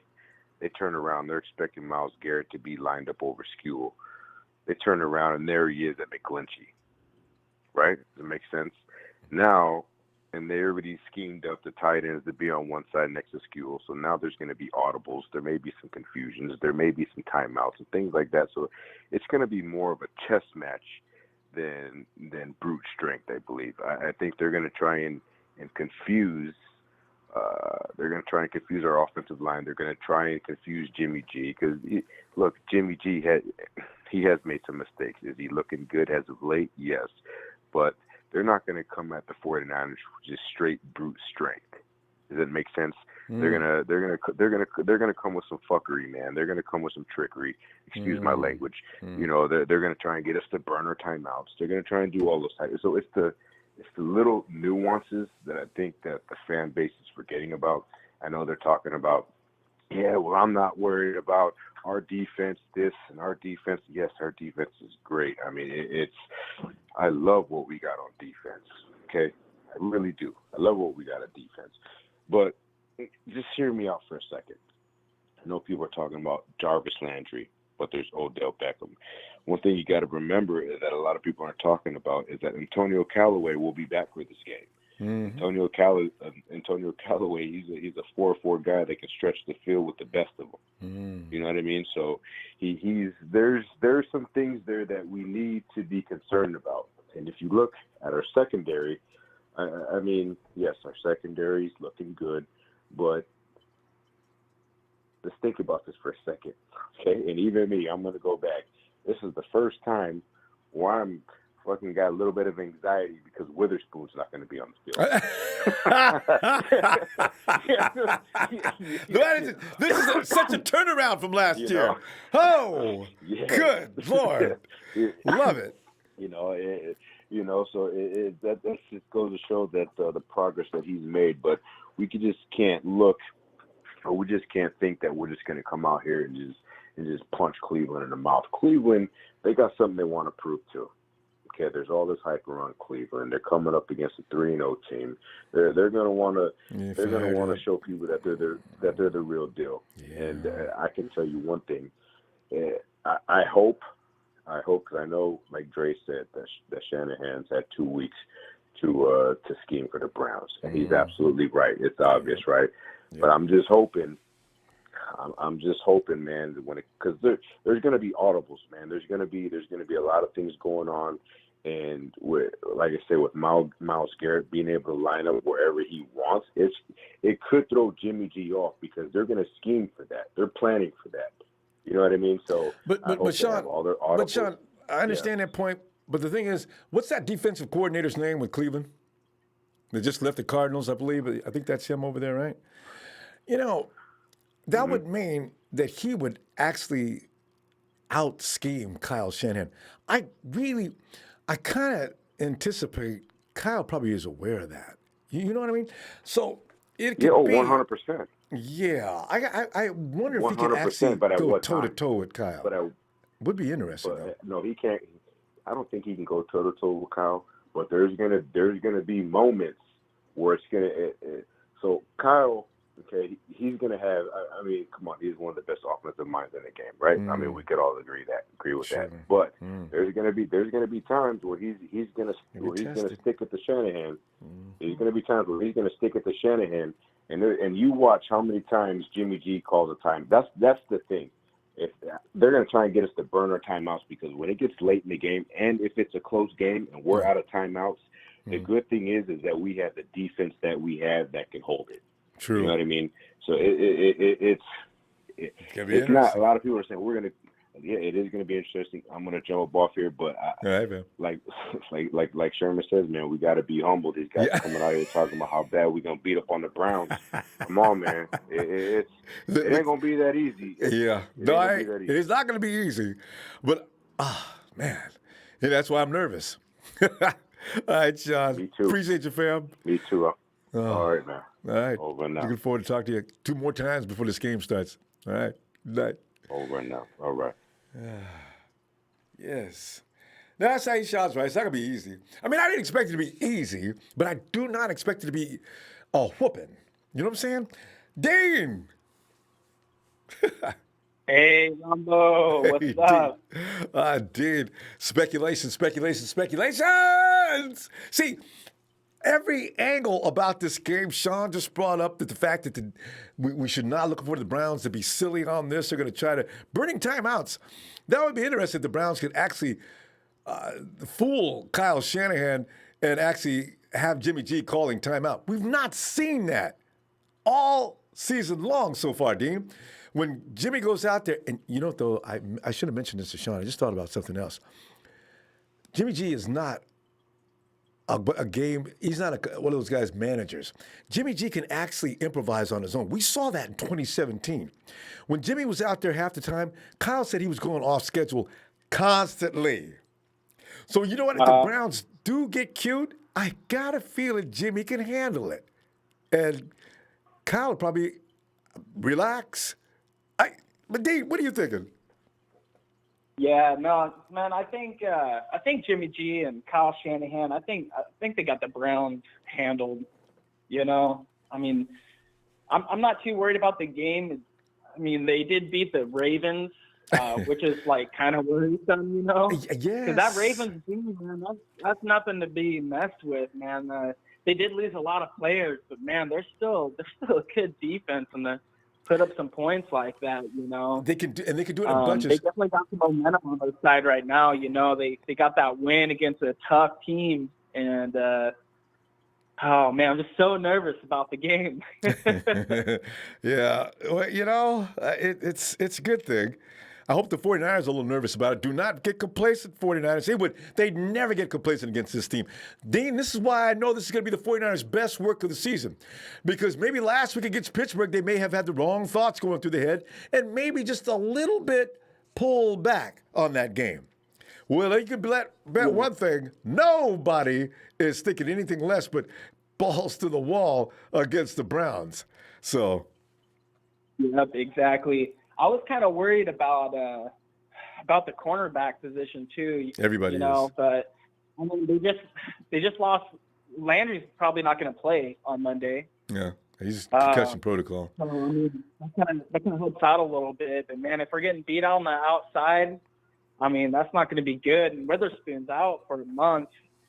I'm telling you right now, if we're getting beat on the outside, I wouldn't be surprised if the Niners look at Ramsey just to kind of get another good cornerback. I mean, because we're looking good right now. We're 3-0. I feel like they want to keep that going. I mean, I know I said the other day looking at Diggs, I mean, because they could be. But, man, if that cornerback position, if we're getting beat pretty bad. But remember, Dean, it's like a tackle. You don't want to get carried away. You know Witherspoon's going to be back in a couple of weeks. And also, we all have to get. He's already been out a couple of weeks, and he's out 4 weeks. Here's another thing too. What we're not used to, and we have to remember: don't look for quarterbacks to have a lot of time to go downfield. They're not going to get it.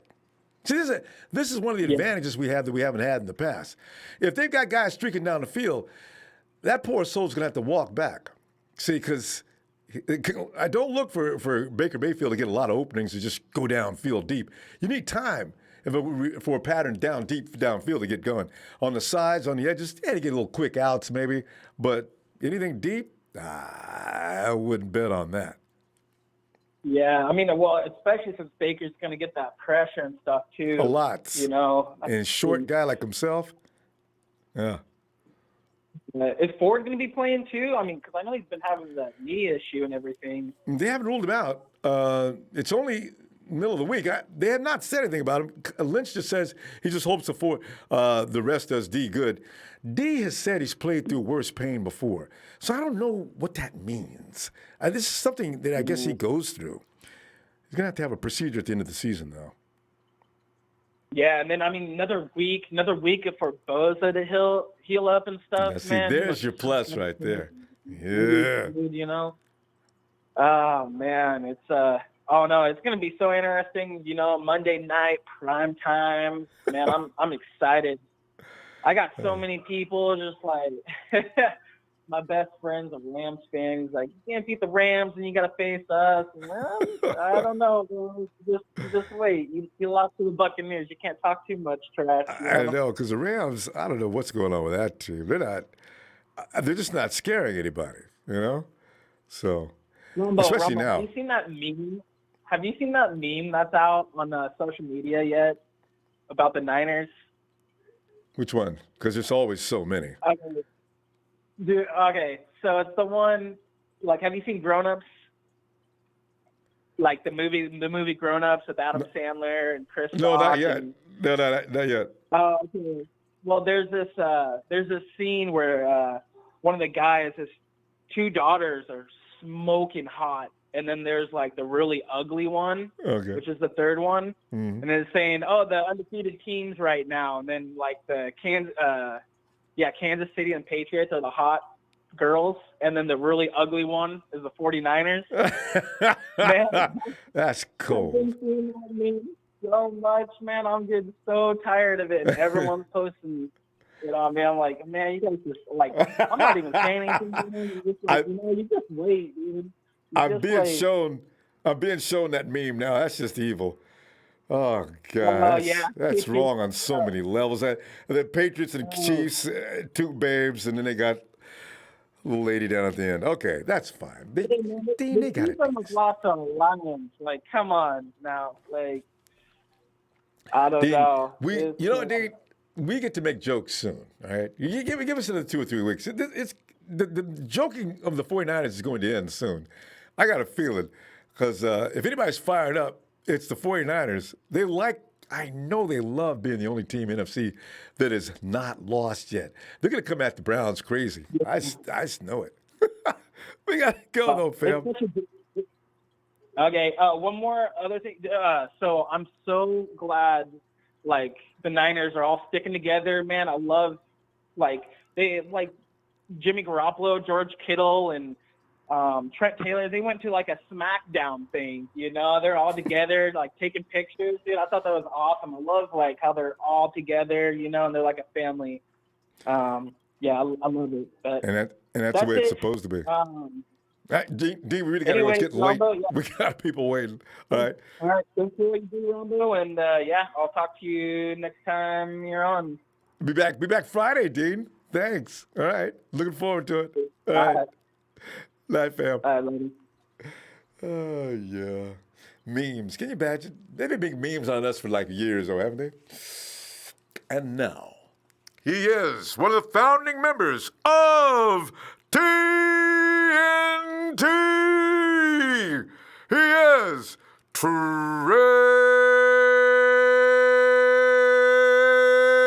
from VA. We got Trey.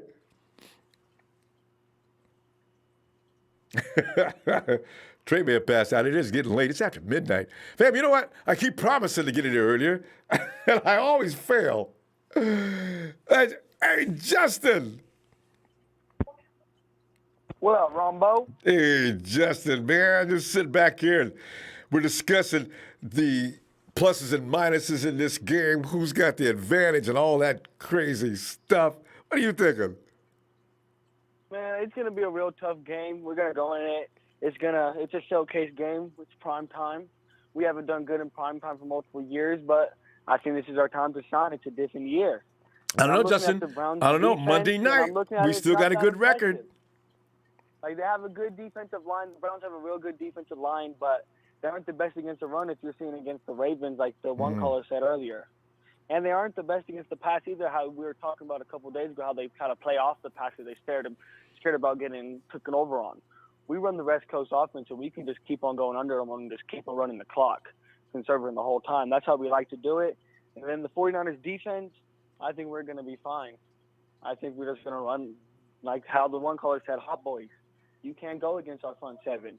And Emmanuel Mosley, he's looking nice. I was seeing this one thing. He was looking real good in training camp and preseason. He had the third most interceptions, one of the best coverages in training camp against all of our boys, and that's showing up right now. All the people that did good in training camp are doing good in the season right now. So, I agree. Because I'm looking at the stats, and it looks like Jackson had a good game. You know what? Nobody pointed that out, but yeah, the Ravens ran on the Browns. Game. Well, except the interceptions. He had 247 yards, 3 TDs, 2 interceptions, and 66 rushing yards. Mm-hmm. The Ravens piled up 173 yards, though. Yeah, so I'm feeling good about that. I thought the Browns shut them down running. They did. Let me see. Yeah, the Ravens put 173 yards on them. Yeah. 0 touchdowns on the rushing, though. The touchdowns came from the pass. Yeah, see, that's the difference between Lamar Jackson is good. In fact, he had all those rushing yards. Ingram went wild. The scheme that the Ravens were playing in that game, they were playing too jumpy on him. I feel like they could have played more conservative, and they could have won that game a lot easier. They were going for too many first downs, and they were just going crazy in that game. And then I look at the Browns, and the Ravens' rush defense isn't that impressive, so they just went and took an exploit. Baker Mayfield wasn't that impressive in the air. Like, he did throw for a good yard. He threw for 534 yards, and not 534. My bad. He threw for 342. My bad. I was looking. He put it up 30 times too. Now. Yeah, he had an interception though too, so he was 1 for 1. Baker Mayfield is the type of person that gets stressed under pressure, and with our boys with Nick Bosa coming back in this bye, all injury free. DeForest Buckner, Eric Armstead, D Ford. I'm not really worried about him, like you were saying earlier. He's played through this his whole career. He's gonna get well out on the off season. So I'm happy about this team, bro. I'm gonna let the other callers get on. I know it's getting late on the East Coast, but to get this, we're gonna go 4-0, baby. It's gonna be a close game, but I'm confident. I'm gonna say right now, probably like 27-21. I might change my mind by the time we make our score, but you'll have time. That's my early day score. No problem with that, because Sunday, if we see or hear something, because like I'm looking at Landry had a lot of 167 yards. No Landry this time. Yeah, he's hurt. And Odell Beckham, they aren't using him good. They're using him. I haven't even seen that much about Odell Beckham. He had about 1 good game this year. He got shut down by the Ravens. Well, I think he had 1 reception, 2 receptions, something atrocious. Yeah, he had 2 for 20 yards. You know what though? It's like Dre pointed out earlier. They put Odell Beckham where he can't use his finesse, and that's what he is. He's a finesse receiver. If you start bumping and grinding him and putting him in, they're trying to make him go in the middle. He just needs to go right over the top. Do that to OBJ. Use his route running. Yeah. That's the OBJ. Just let him get up in open field and do what he does. They're trying to get him up in the numbers, trying to get him more physical. That's Devo's job. Come on now. He's not the bully on the block. All right, Ronbo. Thanks for giving us this platform, and let's go Niners. Thanks, fam. Give me a call off real quick. All right, Justin. Here's the shit. Oh, I missed that. Say it again. Justin? Okay. Wait. Is he back? Can I try it again? And now, one of the founding members of TNT, hailing from Virginia, he is Trey from VA. Trey. And Trey cannot accuse us of being cute and cuddly tonight either. Oh, Trey. Finally. Can you hear me, Ronbo? I can hear you. And you do mean? Finally. And I do mean finally. And I do mean finally. Well, Trey, the thing is, Ronbo? Sean already came in and poured water on the smoke, and we stopped being cute and cuddly ever since he came in here. Here's the deal, man. This team right here, shout out to you, shout out to production, Thanks, shout out to everybody. But shout out to TNT, the whole family. This team reminds me of TNT a little bit. Let me tell you why. We actually need to implore a little bit of TNT, and that's going to be on Monday night. We need to implore a little bit of tone and tempo. I think on defense, we need to set the tone, but we need to come out. We need to smash them in the mouth. We need to let them know that we're not playing. We need to ball off first. Yes. We need to go ahead and we need to just let them know. And then on offense, when we get the ball, we need to set the tempo. Mm-hmm. We need to intimidate him right away. Don't wait. Get him right now. Just like they did Andy Dalton. Sacked his little red-haired butt on the first down. Bam! They're going to come in and play at our pace the way we play because they're in our house, a guest in our house on Monday night. So what we need to do is set the tone and the tempo, But do you agree? I fully agree. I think that would be. Now, here's the thing.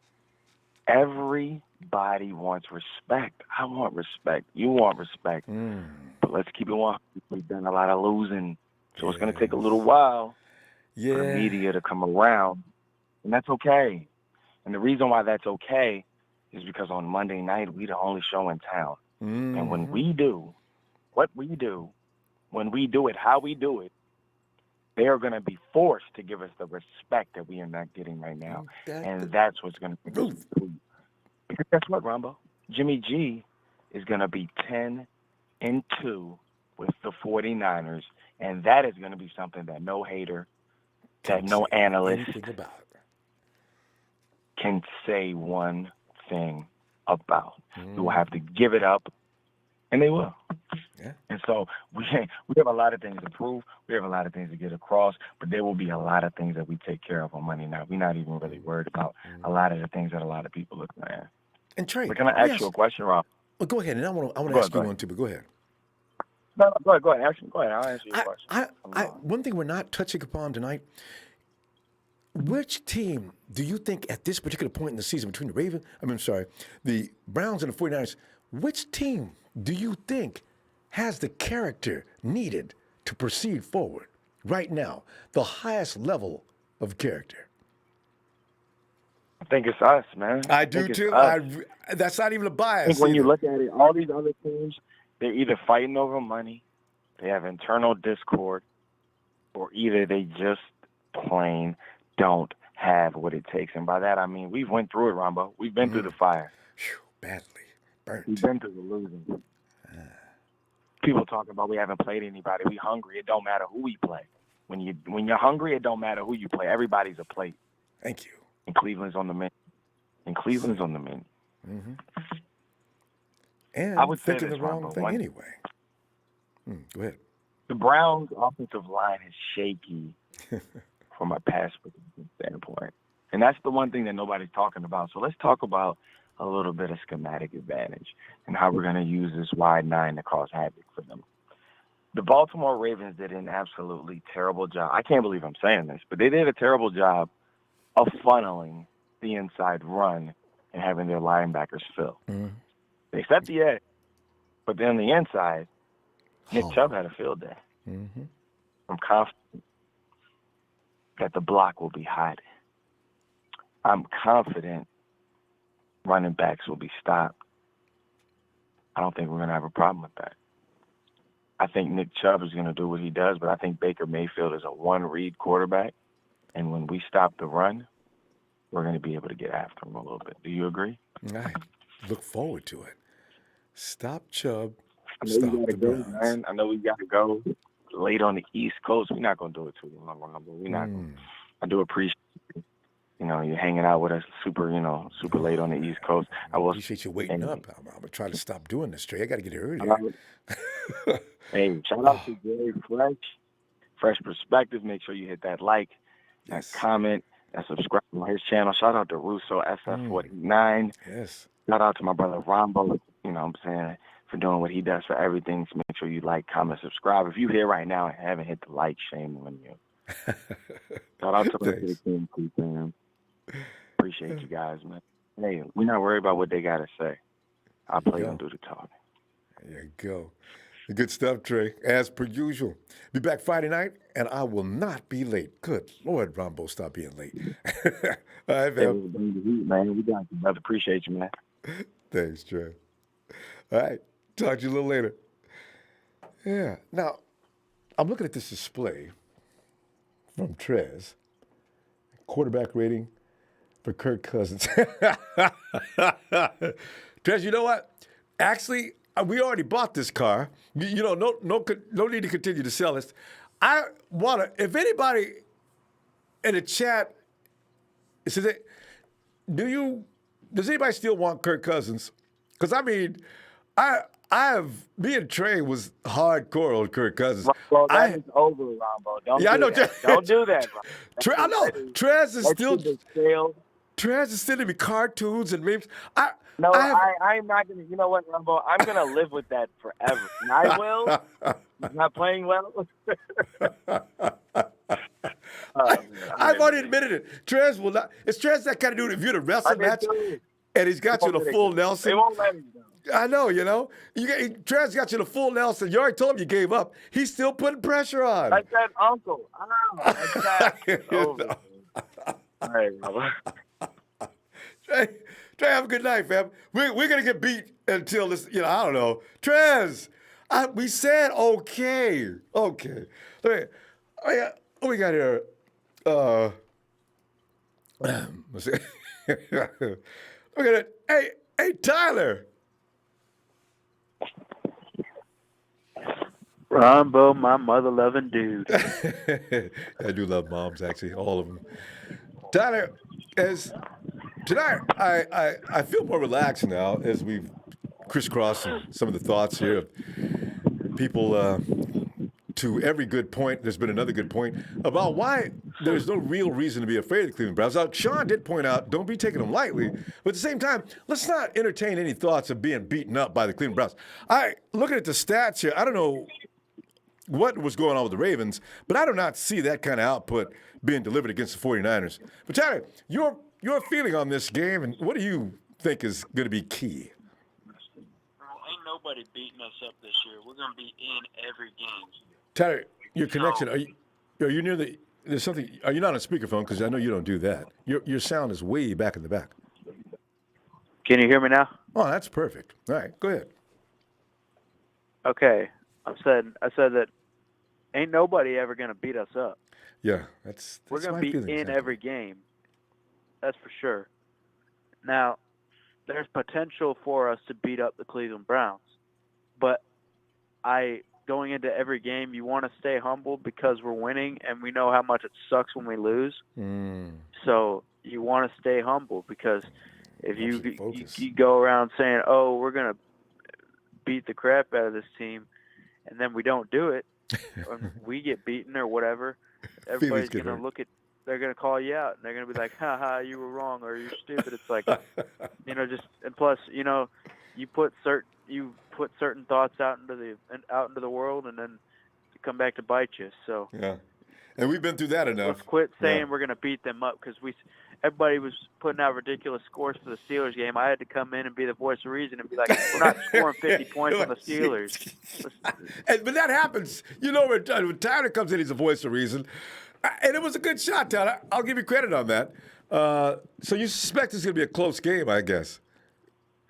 I don't think it'll be – I wouldn't say that. I mean, I'm just saying it could be. But I think we could win by about 3 touchdowns. Oh, but I don't think it'll be close, but it could be. But I are. also think that our pass rush is going to really get after Baker Mayfield, and really think that'll be the deciding factor right there, which is why I think we'll win by 3 touchdowns because of that. But I am concerned about Myles Garrett, because if we had Joe Staley, I wouldn't be. But since I don't know. I'm just scared for Justin School. Yeah, but I'm sure Shanahan's been preparing big, for tough that. kid, though. I was worried about him last week. He didn't do. It was Mike LaGlinchey that was suspect last week, although he didn't have to deal with this Watts, but still. Yeah, all I know is that Jimmy G was getting hit a lot against the Steelers, and he's under a lot of pressure. I mean, he but can they're a handle tough that. bunch. Don't get me wrong. Yeah. He can definitely handle that. He's shown that time and again. But I got Steelers fans out here telling me that Mason Rudolph, they're like looking at his stats, saying that he has better stats than Jimmy Garoppolo. I knew that was trying coming. To tell me that they're trying to tell me that Mason Rudolph's a better quarterback than Jimmy Garoppolo. Dude, I don't know how angry. I don't know if I've ever been more angry in my life. From that is the blasphemy that's coming out of these people's mouths. Okay, he all you got got to do is say, "How about the game? What happened in the game? Did he outplay Jimmy in that game? I don't think so." They won 27-3 against the Bengals. I was like, "Yeah, that's cute. Look what we did to them at their house. Y'all were at home." So they got nothing to support that argument. Nothing. I mean, I'm talking nothing. Head-to-head competition, competition they both faced. There's no argument there. That's just empty rhetoric. Pay it no attention. Yeah. Yeah, and by the way, everybody loves Aaron Rodgers. Interesting fact, he's at 62% completion right now. Mm-hmm.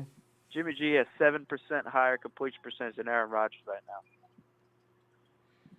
now. 69%. Yeah. Aaron's learning that offense, and so is his receivers. But, here's the thing. As I said, he's Aaron Rodgers. Yeah. I'm just saying. Right? Putting that out there. But the thing is, I still think the 49ers have a character now that makes them really hardcore tough. You know what I mean? Because the 49ers have been beat down, embarrassed, and humiliated, and now they're sitting on top of the NFC. They are not going to give this up easy. I know every guy in there is so focused on this game, unlike they probably were against the Steelers, who maybe the 49ers did not take as seriously as they should have. I think they'll take the Browns serious. No doubt about it. Absolutely, they take everybody. They take everybody serious because they know but these guys really know get serious. The hell that they've been through these last few years.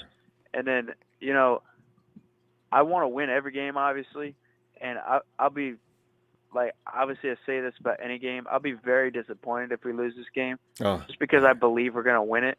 Because Shanahan said that this past offseason, he said at the State of the Franchise, he wants everyone to believe that we're going to win that. I can't speak. He wants everyone to believe that we're going to win on Sunday, and we play on Monday. But you get what I mean. Yeah. I believe we're going to win. If we don't win, I'll be very disappointed. I don't know how we could lose this game, just because of our defensive line should dominate their offensive line, and if that happens, that means D Ford's getting a strip sack. Nick Bosa is hitting the quarterback. Yeah. Buckner's plugging the middle. If we're getting after that quarterback, which we will, they can't launch an offensive. We're going to win this game. We just have to not goof around and give up 2 and 3 turnovers. That thing against the Steelers was the biggest debacle. When's the last time the 49ers gave up 5 turnovers, even in our worst years? 5? Come on. No. And we still won. Are you kidding me? That's what's amazing. But don't do that against every team, though. Yeah, and then Jimmy Garoppolo coming up clutch. I mean, think about this. I think Kittle is going to have a big game. Why? They ain't got nobody to cover him. That's a good point, too. Yeah. Dad, we got to see you on Friday. It's late. So I'm going to tell you what. Good stuff, as usual. So yeah, we'll see you Friday. Yeah, I took my 49ers foam logo. I have an American flag on my wall, but the foam logo where the stars are. There you go. So, all right. It's pretty awesome. All right. Niner and partner for life for our faithful Niners. Let's go grab this dub. Yes. Stay on top of the NFC, especially the NFC West. I don't know who to pull for tomorrow night. Seahawks, Rams. Probably pull for the Seahawks just because I'm less concerned about them than the Rams. Yeah, I couldn't think of it. Yeah. Bye, bum. Night, Tyler. I hadn't thought about that because we're not coming back tomorrow. Doesn't everybody watch that game? But you know what? All right, hold on. I'm online. Hold on. No. Hey, how are you guys doing today? Bill, we're doing the anticipation. The anticipation of things to come, we got to wait a long time. So between now and Monday night, most of us could be basket cases. All I gotta say is we can't do 5 turnovers like we've been doing and think we're gonna have a good year. No. I wasn't able to get on due to reasons of moving, and my uncle was born in California. He recently passed away at 2 a.m. last night. Oh, that's and unfortunate. I hate to want hear to that. put a rest in memory for my uncle Steve. Known as Chico out there in Cali. If anybody's listening, prayers to the family, and like to say he was a good man. So we lost him last night. Condolences, man. And I like to say, yeah, I appreciate it. I waited. I was on the phone with my family right now while you guys were talking, so I was patient. And about this, we may lose people, we may gain people, but we can't be turning it over 5 times. We got lucky to beat the Steelers, no offense. I thought we were going to lose that game. I wasn't able to get on. It was in the midst of moving after the game. Had to move everything over. But I might be coming to Cali soon. Heads up on that. Was talking with family, going to be headed out there. For the services? Just with the team, I want the team to win. I want them to win for Steve. I want them to fight, and I want to see them win a Super Bowl this year. I know they can do it. Any year, any team could do it. I want them to win it this year. Yeah. Win the big one this year. Do it for Steve. That's all I got to say. Right. That would be right. Do it for Steve. Yeah. I mean, last year, what was it? Not last year, but the year before, they won it for this one guy's mother, Philly. I say the Niners need to win it for Steve, who was born in Cali. Do it for him. Do it for him. Would be nice. If they need any kind of momentum, any kind of reason to win, do it for him. I mean, I think we have an easy schedule. I mean, granted, I've seen what happened to the Rams, and with the Rams losing against Tampa Bay, gave me hope. We can beat them after the Browns. We can do it. Man. We beat the Bucks, and the Bucks beat the Rams. Listen, Bill, I'm trying to tell you, I've been trying to tell people, the Rams lost too many people on the offensive line. They lost some key pieces on defense. There is no way they would just come in and dominate in the same way as they did last year. And sure enough, we've seen the truth this past Sunday. That's the truth. They're going to lose tomorrow. Yeah, they don't have what it takes to win. I mean, I felt that they might fall over. I felt that they might fold over soon. The identity would be exposed, but I didn't think it would be exposed this quick. Exactly. So that gave me excitement. That was a win for me. And Seattle losing, they gave me hope too. We can actually, and this may sound outrageous, but if the team pulls together and they do what they're supposed to, and they don't turn the ball over, and they play like they're supposed to, I could actually predict a 16-0 year. I knew something was they coming. do what they're supposed to do. I believe it could happen. 16-0. And a playoff appearance with a Super Bowl appearance, Brady versus the Niners. Because I'm telling you, the Patriots are going back. Listen, Bill, I have to argue on that. I think Kansas City, in about 3 weeks, is going to start running away with the AFC. Bro, Madden curse. Curse. You think so? Because Mahomes is just ridiculous. And you know what? He's starting to learn how to throw receivers open. When that happens, and he gets that down to us, that's... Well, sometimes the Madden curse don't take effect until the playoffs. Well, hopefully. But he's tough. He is tough. One thing I know about Kansas City, and this is a known fact, being from Kansas, I can say this with absolute honesty. They don't call them the Kansas City Queefs for nothing. They choke. They choke in the playoffs. They can have a remarkable season and a promising year that they can go to the Super Bowl, and what happens? Either the division round, the wild card, but or they're the not AFC going to make it. Championship. Yeah. Done. Yeah. So it's one of those three. They made it to the AFC. They made it farther than they haven't made in many years.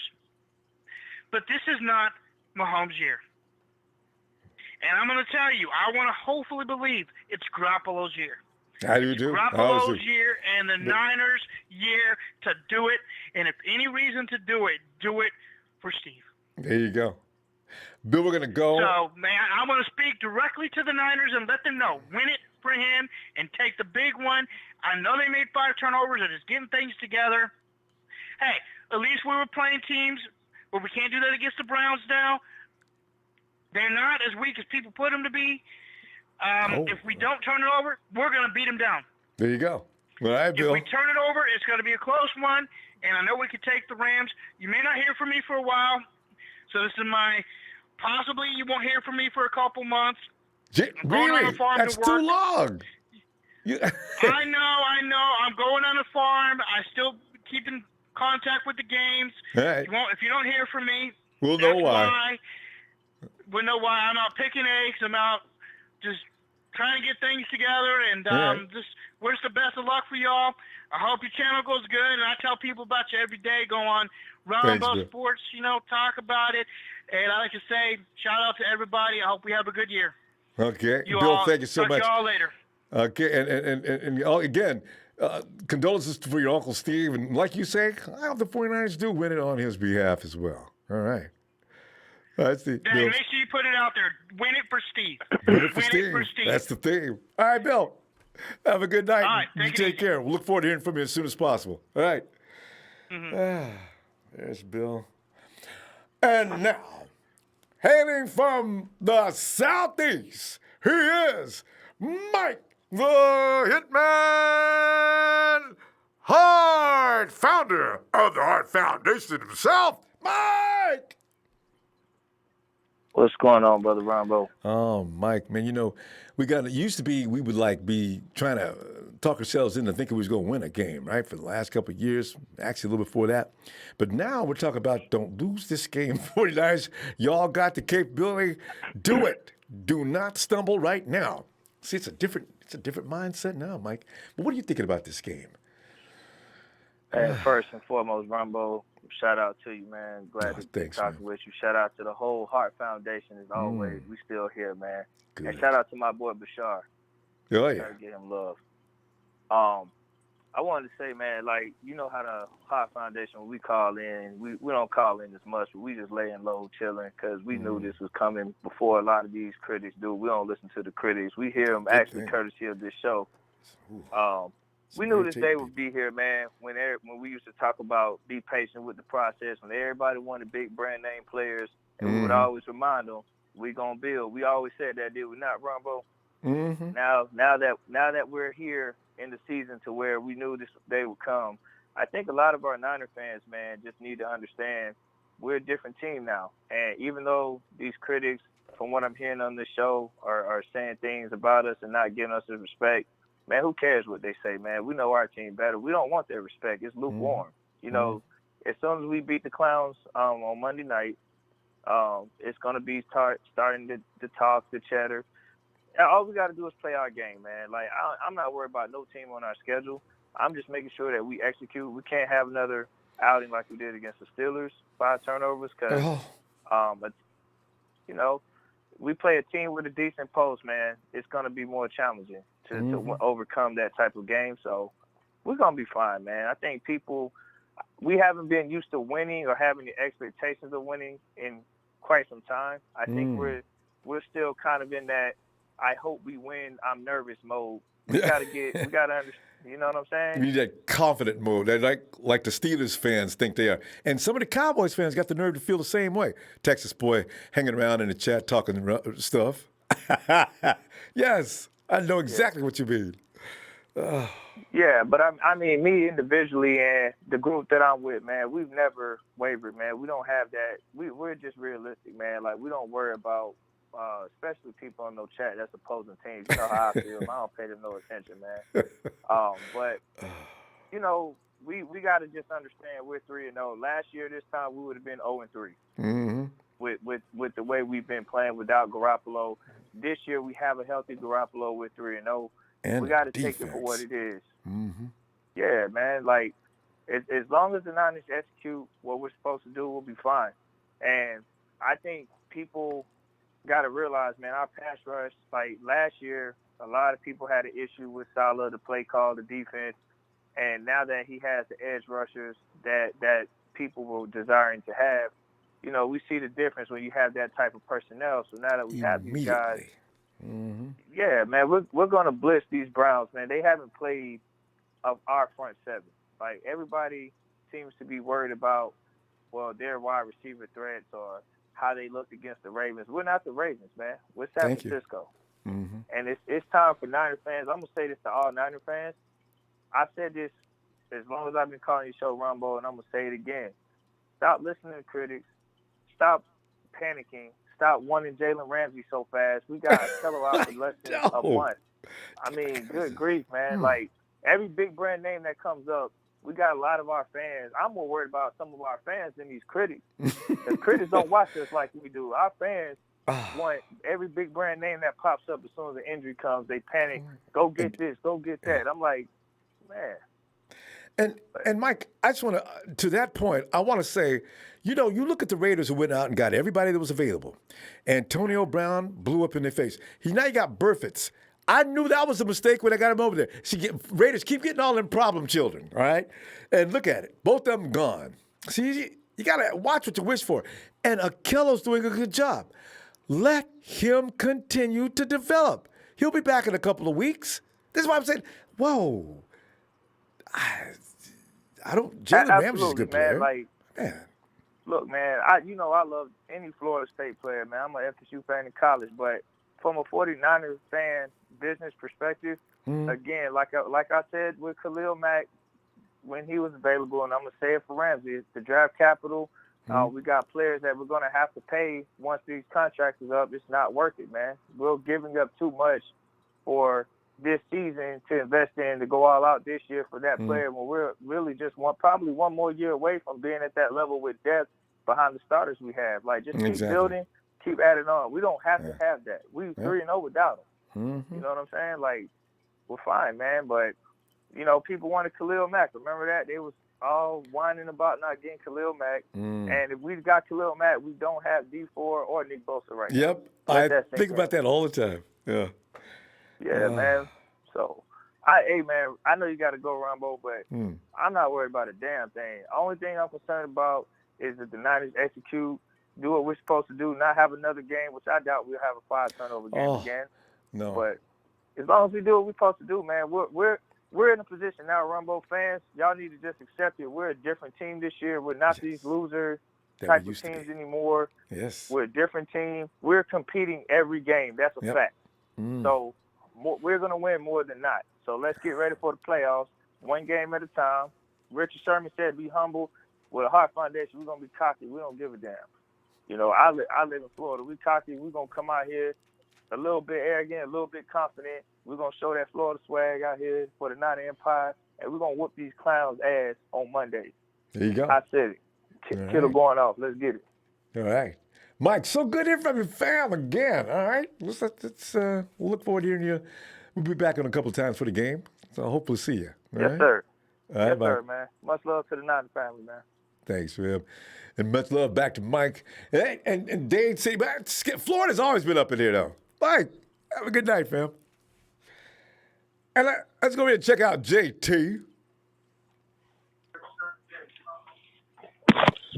Oh, JT. Oh, what's up, Ronbo? JT is sitting back here. It's huddle time. 49ers are consoling each other. Well, for me, for sure. Because I was a little concerned about this game. I do not want to lose it. I can't imagine losing this game how we're going to feel. I do not want to go through that feeling. You know how some people say, Allen Iverson used to say, he used to hate losing more than he used to enjoy winning. You know what I mean? So, it's one of those feelings. I don't want it.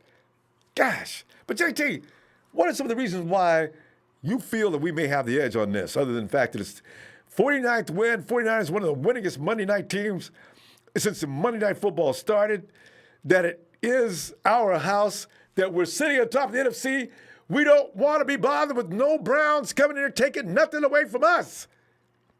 But then again, let me calm down. Hi, JT. What are you thinking? First of all, I'm pretty sure Kyle Shanahan has spoken with the team, and he's still talking to the team. About them 5 turnovers? Letting them know in the position we're sitting at right now, Ronbo. Yes. Let me tell you something, Ronbo. All right. I haven't talked to you in a few days. I've been moving. I had to relocate, but it's all good. I'm all tidy, and everything's all good again. All right. But let me just tell you something, Ronbo. All right. Who saw that coming? Who saw this coming? The season? 49ers right now, out of the whole NFC division, is sitting at number 1. If the playoffs is here right now, Ronbo, we're the number 1 seed right now. I know it's early. And boy, Ronbo, I try to tell myself, because I just try to replay the shit that Richard Sherman is trying to tell the fans to stay humble. Up. It's hard to stay humble, Ronbo. Next week it's going to be harder, JT. If we whoop the Browns, I'm not shutting up for nobody. I said, bring the Rams on. Bring them in here. Hey, Ronbo, let me tell you something. At work, there's a lot of fans from a lot of different teams, and I'm right there talking shit to everybody. I got a bet at work with one guy telling them this. He's a Cowboys fan. Oh. And he thought he was some big shit when they were 3-0. Oh. But when we were in the bye, we thought, yeah, they took a shit. That's what happened. I'm sorry, excuse my language, Robert, but I'm just so happy. But this is the bet me and my friend had at work. This bet is that if the Niners and the Cowboys play each other in the playoffs, the loser of that game immediately after the game got to go buy a hat from Lids, $35 to $40 hat, and go wear that shit at work all day long. Well, the very next day. Of the opposing team, right? If you got to buy a Cowboy hat, he's got to buy a Niner hat. Of the opposing team. I made this bet up with my friend, and I made sure everybody heard it. Because you know why? I got confidence, Ronbo. Because you know why? Because I asked myself, if you was to ask me who I thought realistically who we were going to lose to, I'm going to tell you, we ain't losing to nobody. And I already said this. I believe I told you this one time, but we are not losing to nobody. Oh, I love that. You know what? Yeah. And you know what? And if you want to hear a more realistic answer, who I think we might lose to, if we are going to lose any games. Who's that? If we're going to lose any games, I might see it happen in Seattle because their crowd is loud, or it might happen in L.A. But I freaking doubt that because that team, you just said a little while ago, they're not the same team they were last year. Not the same team. I try to tell people that before the season starts. And man, people getting scared of a team that lost too many people. And the Hawks is sliding by on reputation, too, to be honest. I can't wait to see this game tomorrow night. Russell Wilson's playing the best football he's played of his career. Yeah, but what is he doing? He's the entire offense. So, we're going to see Russell Wilson this year. He's going to be throwing some picks this year. And you might even see a pick six for a score this year when it comes to the 49ers. Because our defense right now, we're on point.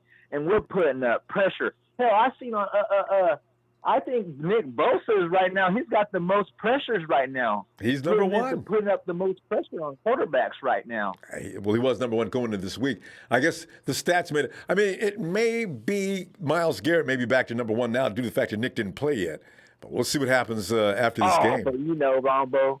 And not only that, remember when I told you a few weeks back who I thought who did you think the emerging wide receiver, who's going to be the number one? Who is going to – I called it, man, Deebo Samuel.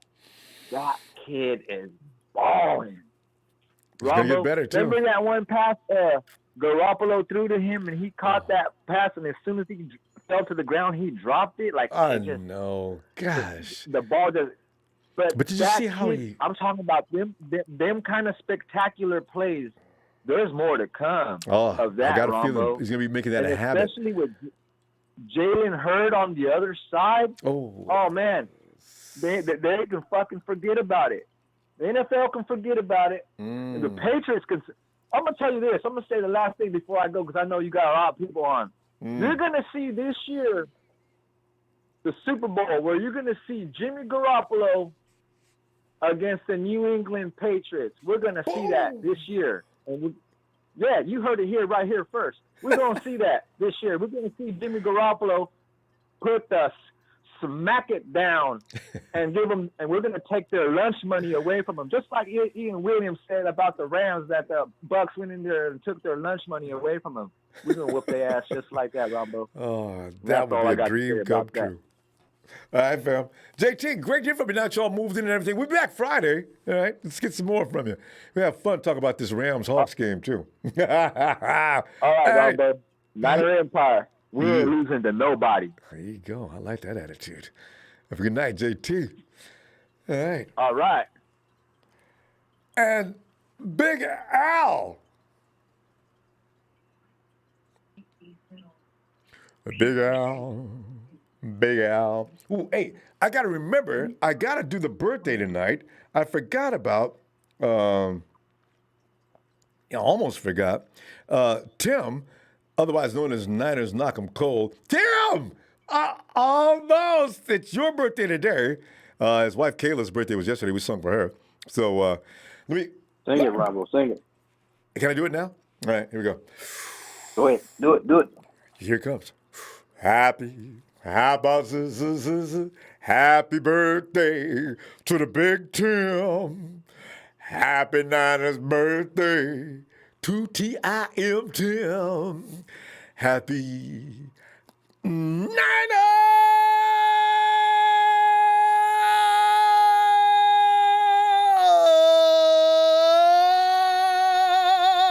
birthday to Tim. And Kayla, I just found out about your name after Tim and I talked last night. Happy birthday, Kayla. It feels better to say your name, you know what I'm saying? Hey, Big Al, come on in, man. Ronbo, what's up? Yeah, sitting up here, man. I'm trying to get comfortable. I know I'm not, no matter how much we talk. I'm feeling better, though. It's like, you catch a cold and you coughing and you take some cough syrup or something, it feels better. I'm feeling better now. I know in 4 or 5 hours, all this remedy we're doing right now is going to wear off. I'll be back to think, man, I don't want to lose this game, man. We got to do something with Myles Garrett. OBJ can't get loose this week now. All that's anxiety's actually right. Yeah. God. I don't want to lose to the Browns. People are saying what they say. Man, the 49ers ain't played nobody. Tampa Bay won a couple of games, but nobody cares. You know what I'm saying? Right. So, yeah, I'm mad. Well, one thing I noticed about the mainstream media, what they do is in the draft and the free agency, they set up certain teams. So the 49ers don't fit their narrative right now. Ain't that the truth? Yes. We have to force them to talk about us. And how we going to do that is going out here beating these teams. That's exactly right. So, it's so hard to don't start that's cheating. Referees and getting weird. Yep. See that. But you're right. You're right, Al. You let me go. Nobody gives you no respect. You got to earn it. And and I have no problem with that. If we do beat the Browns, we shouldn't even think anything more about it. Been there, done that. And let's get ready for the Rams. Richard Sherman's right about one thing. Well, he's right about everything. But humble up. We need to act like this is no big deal. This team's won. The legacy speaks for itself. We need to represent it in a proper fashion. I'm going to stop being scared. Big Al, this is what I'm talking about, talking to the fam tonight. Things are clearing up here. I can think better. Give me some more. Well, I think your boy Dre touched on it earlier, man. Like back to these shows, the Browns have a weak O-line, and we have damn near one or two strong D-line. So they should be eating, man. Look for Bosa to actually get them sacks. You know, people not gonna be slipping out of his hands. Mm-hmm. But I'm excited. Is Landry out due to a concussion? Yeah, he's in concussion protocol. Don't know if he's going to clear between now and Monday night. So it's OBJ. And I forget the replacement, but he's been out due to abuse of enhancement drugs. So, you know, he'll be in. I don't know how good he is. And the he's tight fast. and the tight end is he's out. Yeah, and Njoku, I don't know how long he's going to be out, but that's a good ball player. They really do miss him. Yeah, he broke his wrist, so yeah, he'll be out indefinitely. He's gonna be out for a while. Yeah. So I don't got too much, Ronbo. I'm excited, man. It's like waiting for Christmas when you're a little kid. You know, we got that prime time. Just a few days before. I know it is about like that, ain't it? I'm just. It's nothing more exciting than watching your team, and they're the only two teams playing in the whole league, and everybody's gonna be watching that game. So sure are. Jimmy Garoppolo, we gotta take care of the ball. No silly turnovers, no silly penalties. Mm-hmm. Put Myles Garrett on his ass. Get some penalties there. I wouldn't mind those penalties. Gosh. Keep Jimmy's jersey clean, and I think. And another thing, one last thing. The coaching is not even in the same universe. True. Kyle Shanahan and company, not only him. Kyle Shanahan's top 3 coaches in the NFL, Ronbo. Top 3. I agree. I put him up there with Belichick and the Saints coach. So it's going to be exciting, man. So I can't wait. Stay optimistic. You know, I think we're gonna get that W, and then Tuesday morning we're gonna start hearing the national media talk about the Niners in a whole different light. So we're gonna be 4-0. Mm-hmm. You know what I'm we saying? deserve that. Getting ready for the playoffs. There you go. Yes, sir. Yes, sir. Right. So yeah, man. Well, when you back on Friday? Yeah, be back Friday, and of course Sunday night, and before the game, gotta have 2 more powwows, and get ready for that. Boy, that's gonna be crazy, but we can do it. All right, Big Al. Hey, Ronbo, between Ronbo, now and then. One last thing, man. I ordered some pizza last night, man. You popped up in my mind, man. You know how I feel about pizza. I love me some pizza. If I could make a bed out of pizza, I'd sleep in it every night. Oh, you crazy, man. All right, Ronbo. God. Well, right. Let's get this W, man. Yes, Go Niners. I'll holler at you, man. Yeah, all right, fam. Talk to you in a bit. All right, good night. Hey. All right. What was that? Oh, area code 415, San Francisco. Hello. Uh-oh. What up, Ronbo? Hey, who is this? It's Chill. My first time calling in. Chill. Hey, pleased to meet you, fam. Come on in, man. As you know, we were sitting over talking about. Oh, I'm sorry, say again? Yeah, I said nice to meet you. Oh, thanks, fam. Thanks. Yeah, you know, we're sitting here having a powwow over the big bad, supposedly big bad Browns. You know, the Browns, everybody keeps on waiting for them to wake up. Don't wake up this Monday, because y'all, they woke up last week a little bit. So, you know, you don't want, are they going to go back to sleep or what? You know, it's a worrisome thought.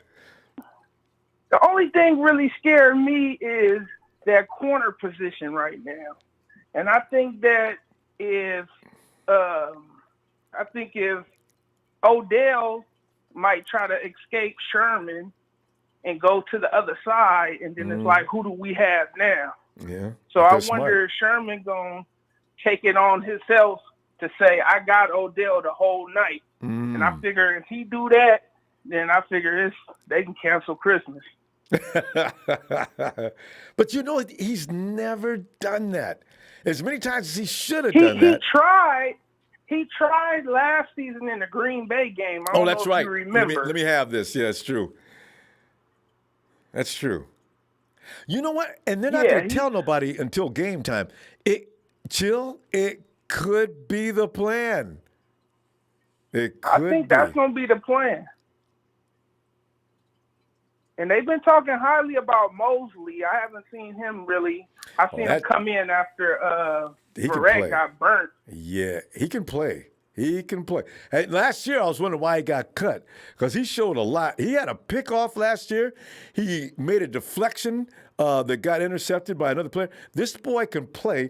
He's not getting any love because he has no experience as a starter or he hasn't had a lot of minutes. But he's no slouch. So. Right. I love Alexander, too. I love what he brings to our defense. Dog. I used to sit at home and watch the games and be like, man, we don't have no dogs. We don't have nobody that risk getting ejected out the game just to make a statement that we're not going to tolerate no foolishness. Yeah. And game one, unfortunately, and I'm predicting that we're going to win. I say we're going to win 20-13. I think it's going to be a little close. Okay. Yeah. Yeah, it's gonna be. I think Sherman gonna go back to the. I think Sherman gonna go back to the podium again and tell us we got another one. Just relax, and we gonna keep them coming. Oh man, yeah, you should 20-13. You know. Yeah. 20-13. That's gonna be it. And you know why I say that? Because they just came off that tough division game, and I don't know. It's something about them. What is the AFC North or whatever division they in? But when they get together, them be some hard hitting games. I know. And Garrett, Myles Garrett worries this year because he's not just being tough; he's just being evil. And I don't want him touching Jimmy. I'm a little worried about that because he's gotten to the point now. He doesn't. He ain't just tackling people. Myles Garrett, dude's out of bounds already. Myles will give him a little lift off into space. I said, well, what's up with him? And he's done a couple other things that were questionable. I says, you know what? I wish I had. This is when you should have had Alex Boone still playing for the 49ers. And, and Anthony Davis. They wouldn't put up with no stuff like that. But we don't have anybody with that kind of temperament. Joe Staley's one who'll take care of that, but he ain't playing, you know. So I'm But I think Kyle Shanahan gonna game plan to run some screens and stuff towards him. So when he's committing, he's gonna be committing, but it's gonna be too late. Breida gonna have the ball on the outside and be running up the field. And Garrett can catch Breida. Few people can. Nah. That's what got to run. Run a lot of misdirection stuff. Get him off. Take advantage of his aggression. And you know, if anybody can do that, it's Kyle Shanahan. So we should not worry so much about Garrett. And I'm not completely I think school does a better job than we expect for some reason. You'll see. Oh, yeah. School is nice. Yeah. School is definitely nice. And I like Kittle to have a big game, too. Oh, don't worry about Kittle. If he's not making catches, he's still involved in ways that don't show up on the camera a lot of the time and on the stat sheet. George is out there mauling dudes. I mean, he pancaked. Wasn't that him who pancaked Fitzpatrick? I said Fitz did it. Man, the 49ers just abused him today. I mean, you got Juices like body slamming him out there in front of everybody, and then Kittle's over there pancaking him. I said, boy, this is 49ers playing physical football tonight or today. Woo! And I think we still playing with house money, so I love it. Yeah. So I got a feeling they got a plan for Garrett. And, you know, much like a lot of teams got plans for Aaron over in L.A., because, you know, he didn't do nothing last week against Tampa Bay. I think everybody's starting to use the same medicine on Aaron Rodgers. So, you know, I mean, not Aaron Rodgers, but what's that defender from the Rams? Anyway, Garrett's only using muscle. At least the dude in L.A., he's got moves. But Myles Garrett just comes at you like, he's just a monster, right? He ain't using no technique. He ain't racing around. He ain't got a lot of bend. But he will getting off the ball. Yeah, beat you up, getting back there. So, you know, okay. I also think we should trade Verrett to the Eagles. For what? Get a pick or something for next year. He's only on a 1-year. Secondary can use him. He's only on a 1-year deal. I don't know if the 49ers can actually trade him, unless you trade him now. Right. But everybody that we get rid of goes somewhere else and does great. well. Verrett needs a little extra time. I would go ahead. Let's keep him for the rest of the year. Shuttle him in and out. At some point, he's going to get his legs under him, his timing, his instincts. It could be something that just needs a click. He needs a few minutes to give a chance. Because like you say, as soon as you get rid of him, he goes somewhere else and he stars. So you got to be careful of that. Right. So. Or even put him in the nickel, put him in the inside. Don't let him, like you say, build his way in. Yeah, Kyle said he's not. Kyle said he's not good in the slot. I don't know why he said that. I don't know. Anyway, we'll see about that. Hey, fam, chill. We gonna go, fam.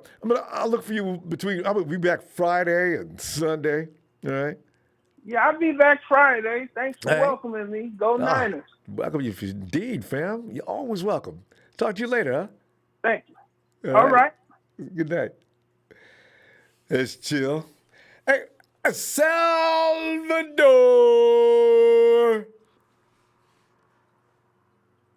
Yeah, Ronbo, how's it going, Ronbo? Salvador, man, we're looking at all angles. Sal, uncover a new angle, man. We're looking at every angle of this game, trying to get a confidence built up. It's hard, man, because I think if we wouldn't have seen them 5 turnovers last week, I need to see more progress from this offense. I don't want to see any stumbling around, dropping handoffs and pitch outs. Catch the ball, Niners. Catch the ball, please. Let's not fall down on top of the ball. You know what's really funny, Sal? Mostert contributed to 2. Man, nothing but good things to say about Mostert.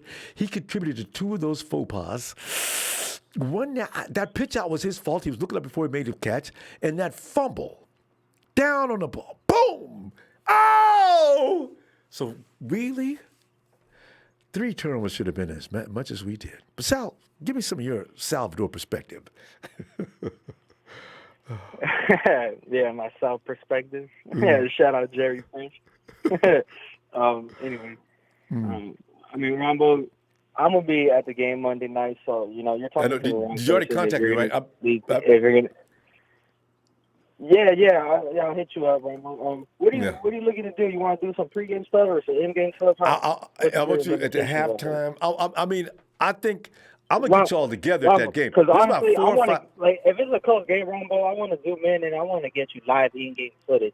A final drive or something, if that's possible. I don't know how the connection's going to hold up, but if that's possible, Ronbo, I'm totally for it. I want to take, the Empire with me to the game. Man. I haven't told you this, but I'm going to another game, too. I just bought tickets for my birthday, November 17th, home game against the Cardinals, so I'm going to be locked and loaded for that one, too, ready to go. Ronbo, this is the season. I can feel it, so I'm cashing in. I'm going to all the games, taking my Niner flag with me, my Jimmy G, and I'm going to support my team, Ronbo. They need my help, and I'm going to support them. I'm going to get the Levi's crowd cracking like it was like candlestick or something. That's what you're ready to say. Bring that candlestick flavor in there. Give it in there. Sprinkle it in there. Spice it up. I need some spice in it, Levi's. We need a revival, a candlestick revival there. And but as far as the Browns go, it's good that they won because I wouldn't want to be too cocky, having like a 1-3 team coming into Levi's, because then that's when we get we fall into the trap game status. But I'm gonna respect the Browns because they're a good opponent, and they have dynamic players in the skill positions, but they are weak in like a lot of people point out at the offensive line, and hopefully we could exploit that. I want D Ford, to bend the tackles, set the edge as well. DeForest Buckner, to penetrate. Eric Armstead to cause havoc. My boy Nick Bosa, Nicky B. I want him to have like 2 sacks and have a dominant performance. Really put us on the map, man. because we're getting a lot of hate from these analysts just because we got a bye week and we have 3 so-so opponents. I wouldn't even call them so-so opponents. Tampa Bay is pretty legit. If we didn't smack them around week 1, we would have been undefeated. They had a little blunder against the Giants, but they should have won that game too. If we didn't smack them around. Yeah, that's what I'm saying. So I mean, we beat the Bengals, but we beat them handily like we should. Pittsburgh, we beat ourselves, and we beat Pittsburgh in the same game, Ronbo. Right? That's impressive. That shows something. Fucking impressive. 5 turnovers and you stay on the game. Jesus, my defense. Okay, this is what I'm predicting. It's a Monday night. We're going to be ready off a bye week. No turnovers. First game of the season. How about that, Ronbo? That's going to put a statement. I like it. 0 turnovers. I support it. And we're gonna cause 3 turnovers. 2 or 3. We're gonna get out to the quarterback. Because Nick's going down. I heard, a lot of people. I haven't been up with the injury report, but I guess a lot of the people are down. And, same injuries as the last 2 weeks. Yeah, it's a lot. It's a lot more guys down on those sides than there is on their side. I know, right? I like that for a change. Yeah, it's been a lot. It's been a long time, Ronbo, since I said that. You know what I'm saying? I felt like when Harbaugh was here, we weren't really losing players like that. And it feels the same again. Like everybody's in a state genuinely healthy, and they're ready for the long run. I just wish Witherspoon was here because he wants to play OBJ again because OBJ embarrassed him last time they played. I know he's mad as can be. He can't be here for this, but he'll be back. Hopefully he'll be back in a couple of weeks and he could be the most improved 49er of the year. That'd be a big stepping stone for Witherspoon. Yep. But talking about that, who's gonna be starting, Robert? Is it gonna be Jimmy Ward or is it Mosley right now? Yeah, Mosley's penciled in right now. Jimmy, Jimmy is probably going to be the starting safety if he's ready. Because, Tavares, as good as he is, I think that angle he took last week may have pissed people off. Tavares, come over here. What I want you to do is sit here and observe. You see the angles? I could see it. Ronbo, it wasn't just last week. I've been seeing that for games, to be honest. But we just got exploded last week on Wednesday. That was all bad. He's got to get that down. Hopefully none of that stuff happens because the thing with this Browns offense, Ronbo, is pretty fast. They're running the ball, and then all of a sudden the fucking quarterback will just pull it out, and he'll just dump it 10 yards down the field to an open wide receiver that's behind the linebackers. That's how fast they can play. But we got to have, our linebackers. I'm confident that they're going to be on the toes, and they're going to read those plays, and we're going to stop that RPO shit and cut him off. So we're go. It's West Coast zone action all day, Rob. I'm gonna let you go. I already took all your time. I'll be here Friday, Ronbo. Be looking for you too. All right, fam. Have a good night, Sal. Yeah. All right. You too. Good night. Yeah. That's just some great perspective tonight. Boy, I tell you, man. I still feel a little uncomfortable feeling in there, but still, I feel a lot better. Oh! Let's go. It's Dynamite. Forget about it. Dynamite. Come on in, man. Hey, forget about it. What's going on, Ronbo? How we doing? We're doing a lot better now, Mike. I really, before games like this, when we're looking good, it's just a test of how long can you stand it. Man, we got to go days. Man, I'll be glad when this game comes. Yeah, it's gonna be good. It's gonna be good, Ronbo. Hey, listen, I normally don't do the back-to-back call deals, on the night, the other night, but first I wanted to shout out to you and shout out, thank you for having me on here, Ronbo. I really appreciate it. Oh, definitely, and I appreciate the platform you provide.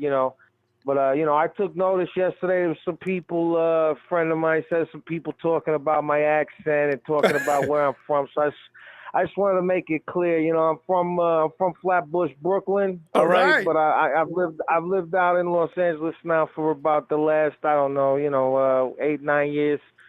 So, kind of curb my accent a little bit, you know what I mean? But hey, Mike, if you don't, if they don't like it, if they don't like it, like my mom said, you know what I mean? If they don't like it, kiss my ass. You know what I mean? Now there's the New Yorker I'm talking about. Forget my language. Forget my language. Mike, don't All the kiddies should be in bed. Fight that accent, man. I love it. Keep it. Oh, hey, listen, listen. This is me, baby. This is how I am. But hey, I was also calling in to just talk about a couple of things. I was glad to see you were on tonight, and I've got a chance to rewatch that game with the Browns and the Ravens again. I watched it a few times, and I really like the way we're set up against them, Ronbo. I really, really do. They run a lot of the little 3 wide receiver sets and all that, but a lot of their runs, they try to go off tackle. They run the little late draw to the tailback there, to Chubb. And I tell you what, the way the wide 9 is set up, it's looking good, Ronbo. I really do. I feel like we match up very well.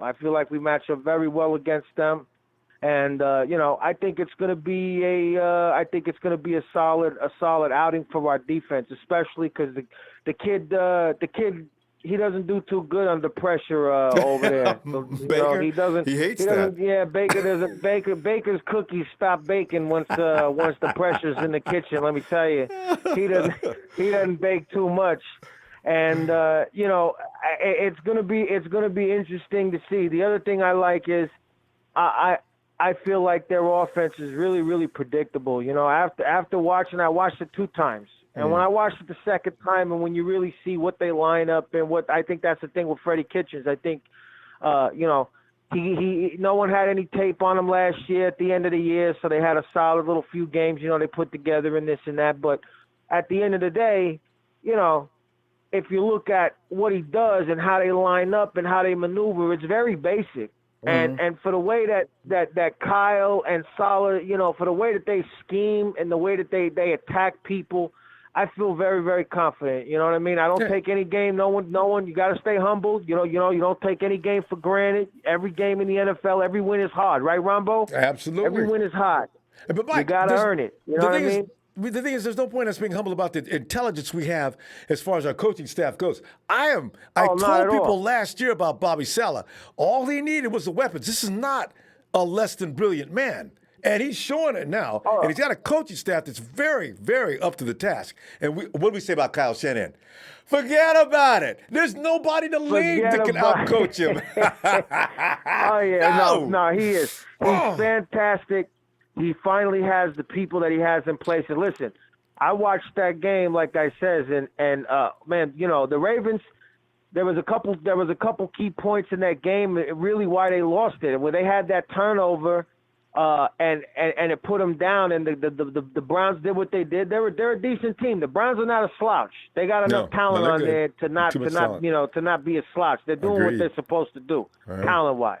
Now, that being said, the Ravens were running the ball up the middle on them like it was no tomorrow, Rombo. They were having great success doing that. Ingram was banging off at about 6 to 7 a clip, it seemed like. They were moving the chains. But when they the Browns scored, it was a back and forth game. The Browns scored, and then Ingram fumbled that ball, and they drove down and scored again. And when that happened, that's when the Ravens kind of fell apart, because as much as Lamar Jackson has improved, he's not quite ready for them to put the whole thing on his shoulders. Not unless they're going to play the Dolphins every week. If they play the Dolphins every week, then they can put it on his shoulders, Rob. He could throw for 4, 5, 6 touchdowns every week if they're, Everybody does. And they beat the Cardinals. Everybody does. That's what I'm saying. Exactly. Nothing impressive about it. Yeah, nothing impressive about it. And you know what? The one kid, I forget his name. It was number 44. He was on Beckham the whole game, and he did a nice job. He's not really a known guy, at least not to my knowledge. I don't know people saying, "Hey, I like that guy," so I don't even remember his name. But his number was 44. And he held it down. I only remember that because he got in a nice little fight with Beckham. It was good. Couple left, couple right. That earring. It was good. It was good. It was a good little knock over there. But hey, at the end of the day, I like our chances a lot, Rombo. I like the way our defense lines up against their offense. I love the way Kyle Shanahan schemes against everybody he plays. It's just a matter of execution. If they execute, I feel like Kyle Shanahan is the best schemer in the NFL, maybe aside with Josh McDaniels and them up there in New England, you know. That's why. But either way, listen, I know that it's gonna be a great game. I can't wait. I'm gonna be there, like I said. I can't wait to bring you a live report. You know, I'm not gonna do any in-game stuff because I'm too wild for that. I'm not gonna be. You're not gonna get any good in-game shit. I normally piss everybody off if I'm around any squares in my section when I'm at the game there, I normally piss them off because I'm loud. I'm loud. Listen, I'm loud. The Italian comes out, I'm loud. I let everybody know about it. And I tell people, listen, if you're going to sit here and be quiet at the game, just go home and watch it on television. Give somebody your tickets. You know what I mean? Sell them. Give somebody your tickets. Let somebody come who's going to. That's the problem why people say, you know, Levi's doesn't sound like Candlestick. There's too many people there on free tickets or some. I don't know what they're there on, but they're not there to really, you know, go crazy. It's gotten better. But that was my early experience at the Levi's Stadium. Different than the stick, Ronbo. Different than the stick. Mike, it's about being in Silicon Valley. We were in the right place before. The atmosphere was better. We might as well be like the L.A. crowds. They're in the concession stands almost for 4 quarters. Are we winning the game? I don't know. I just came up here to be in here, you know. It's a different thing.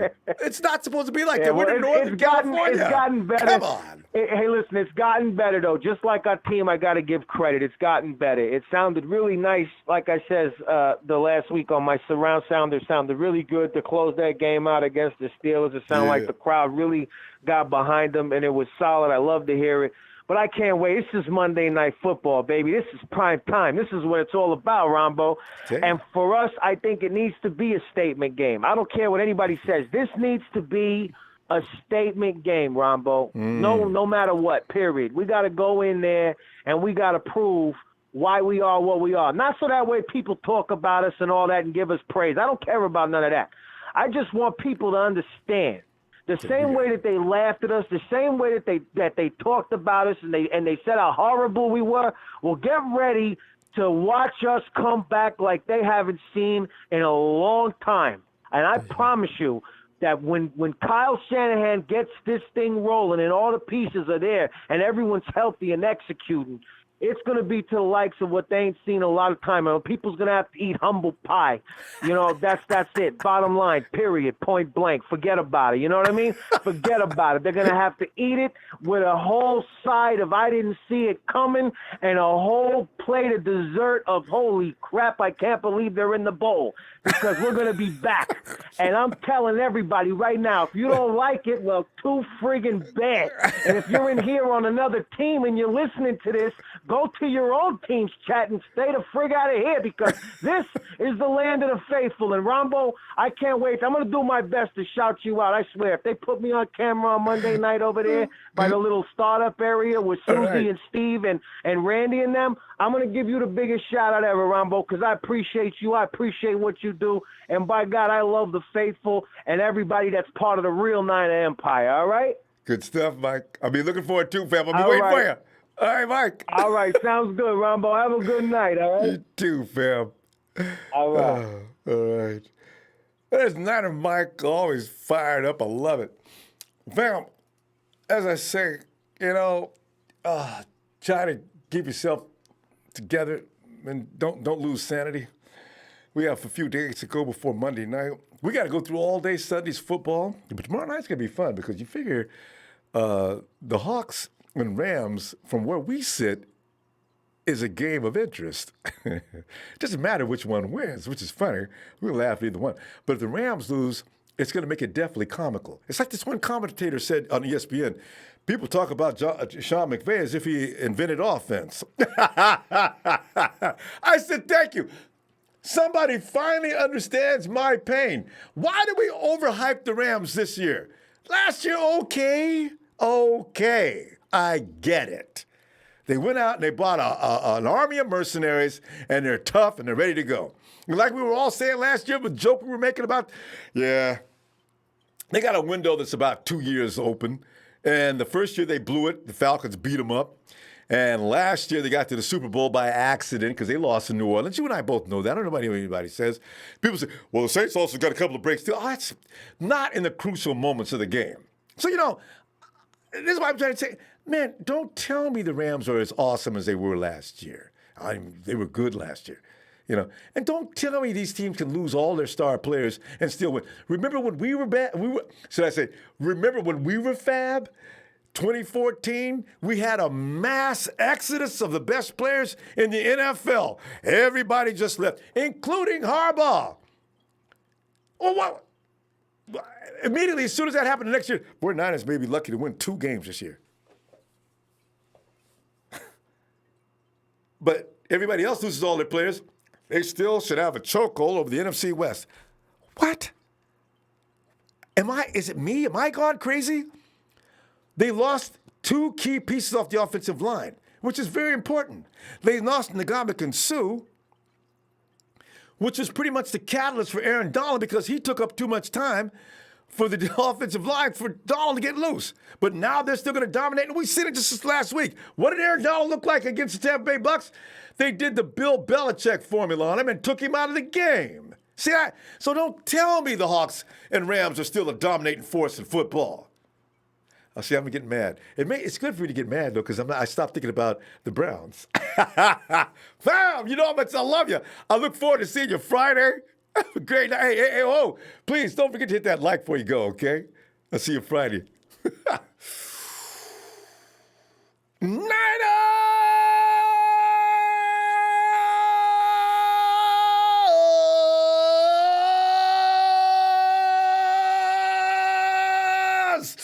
I got to see this instead of hot boys. My dogs. Night, Elisa.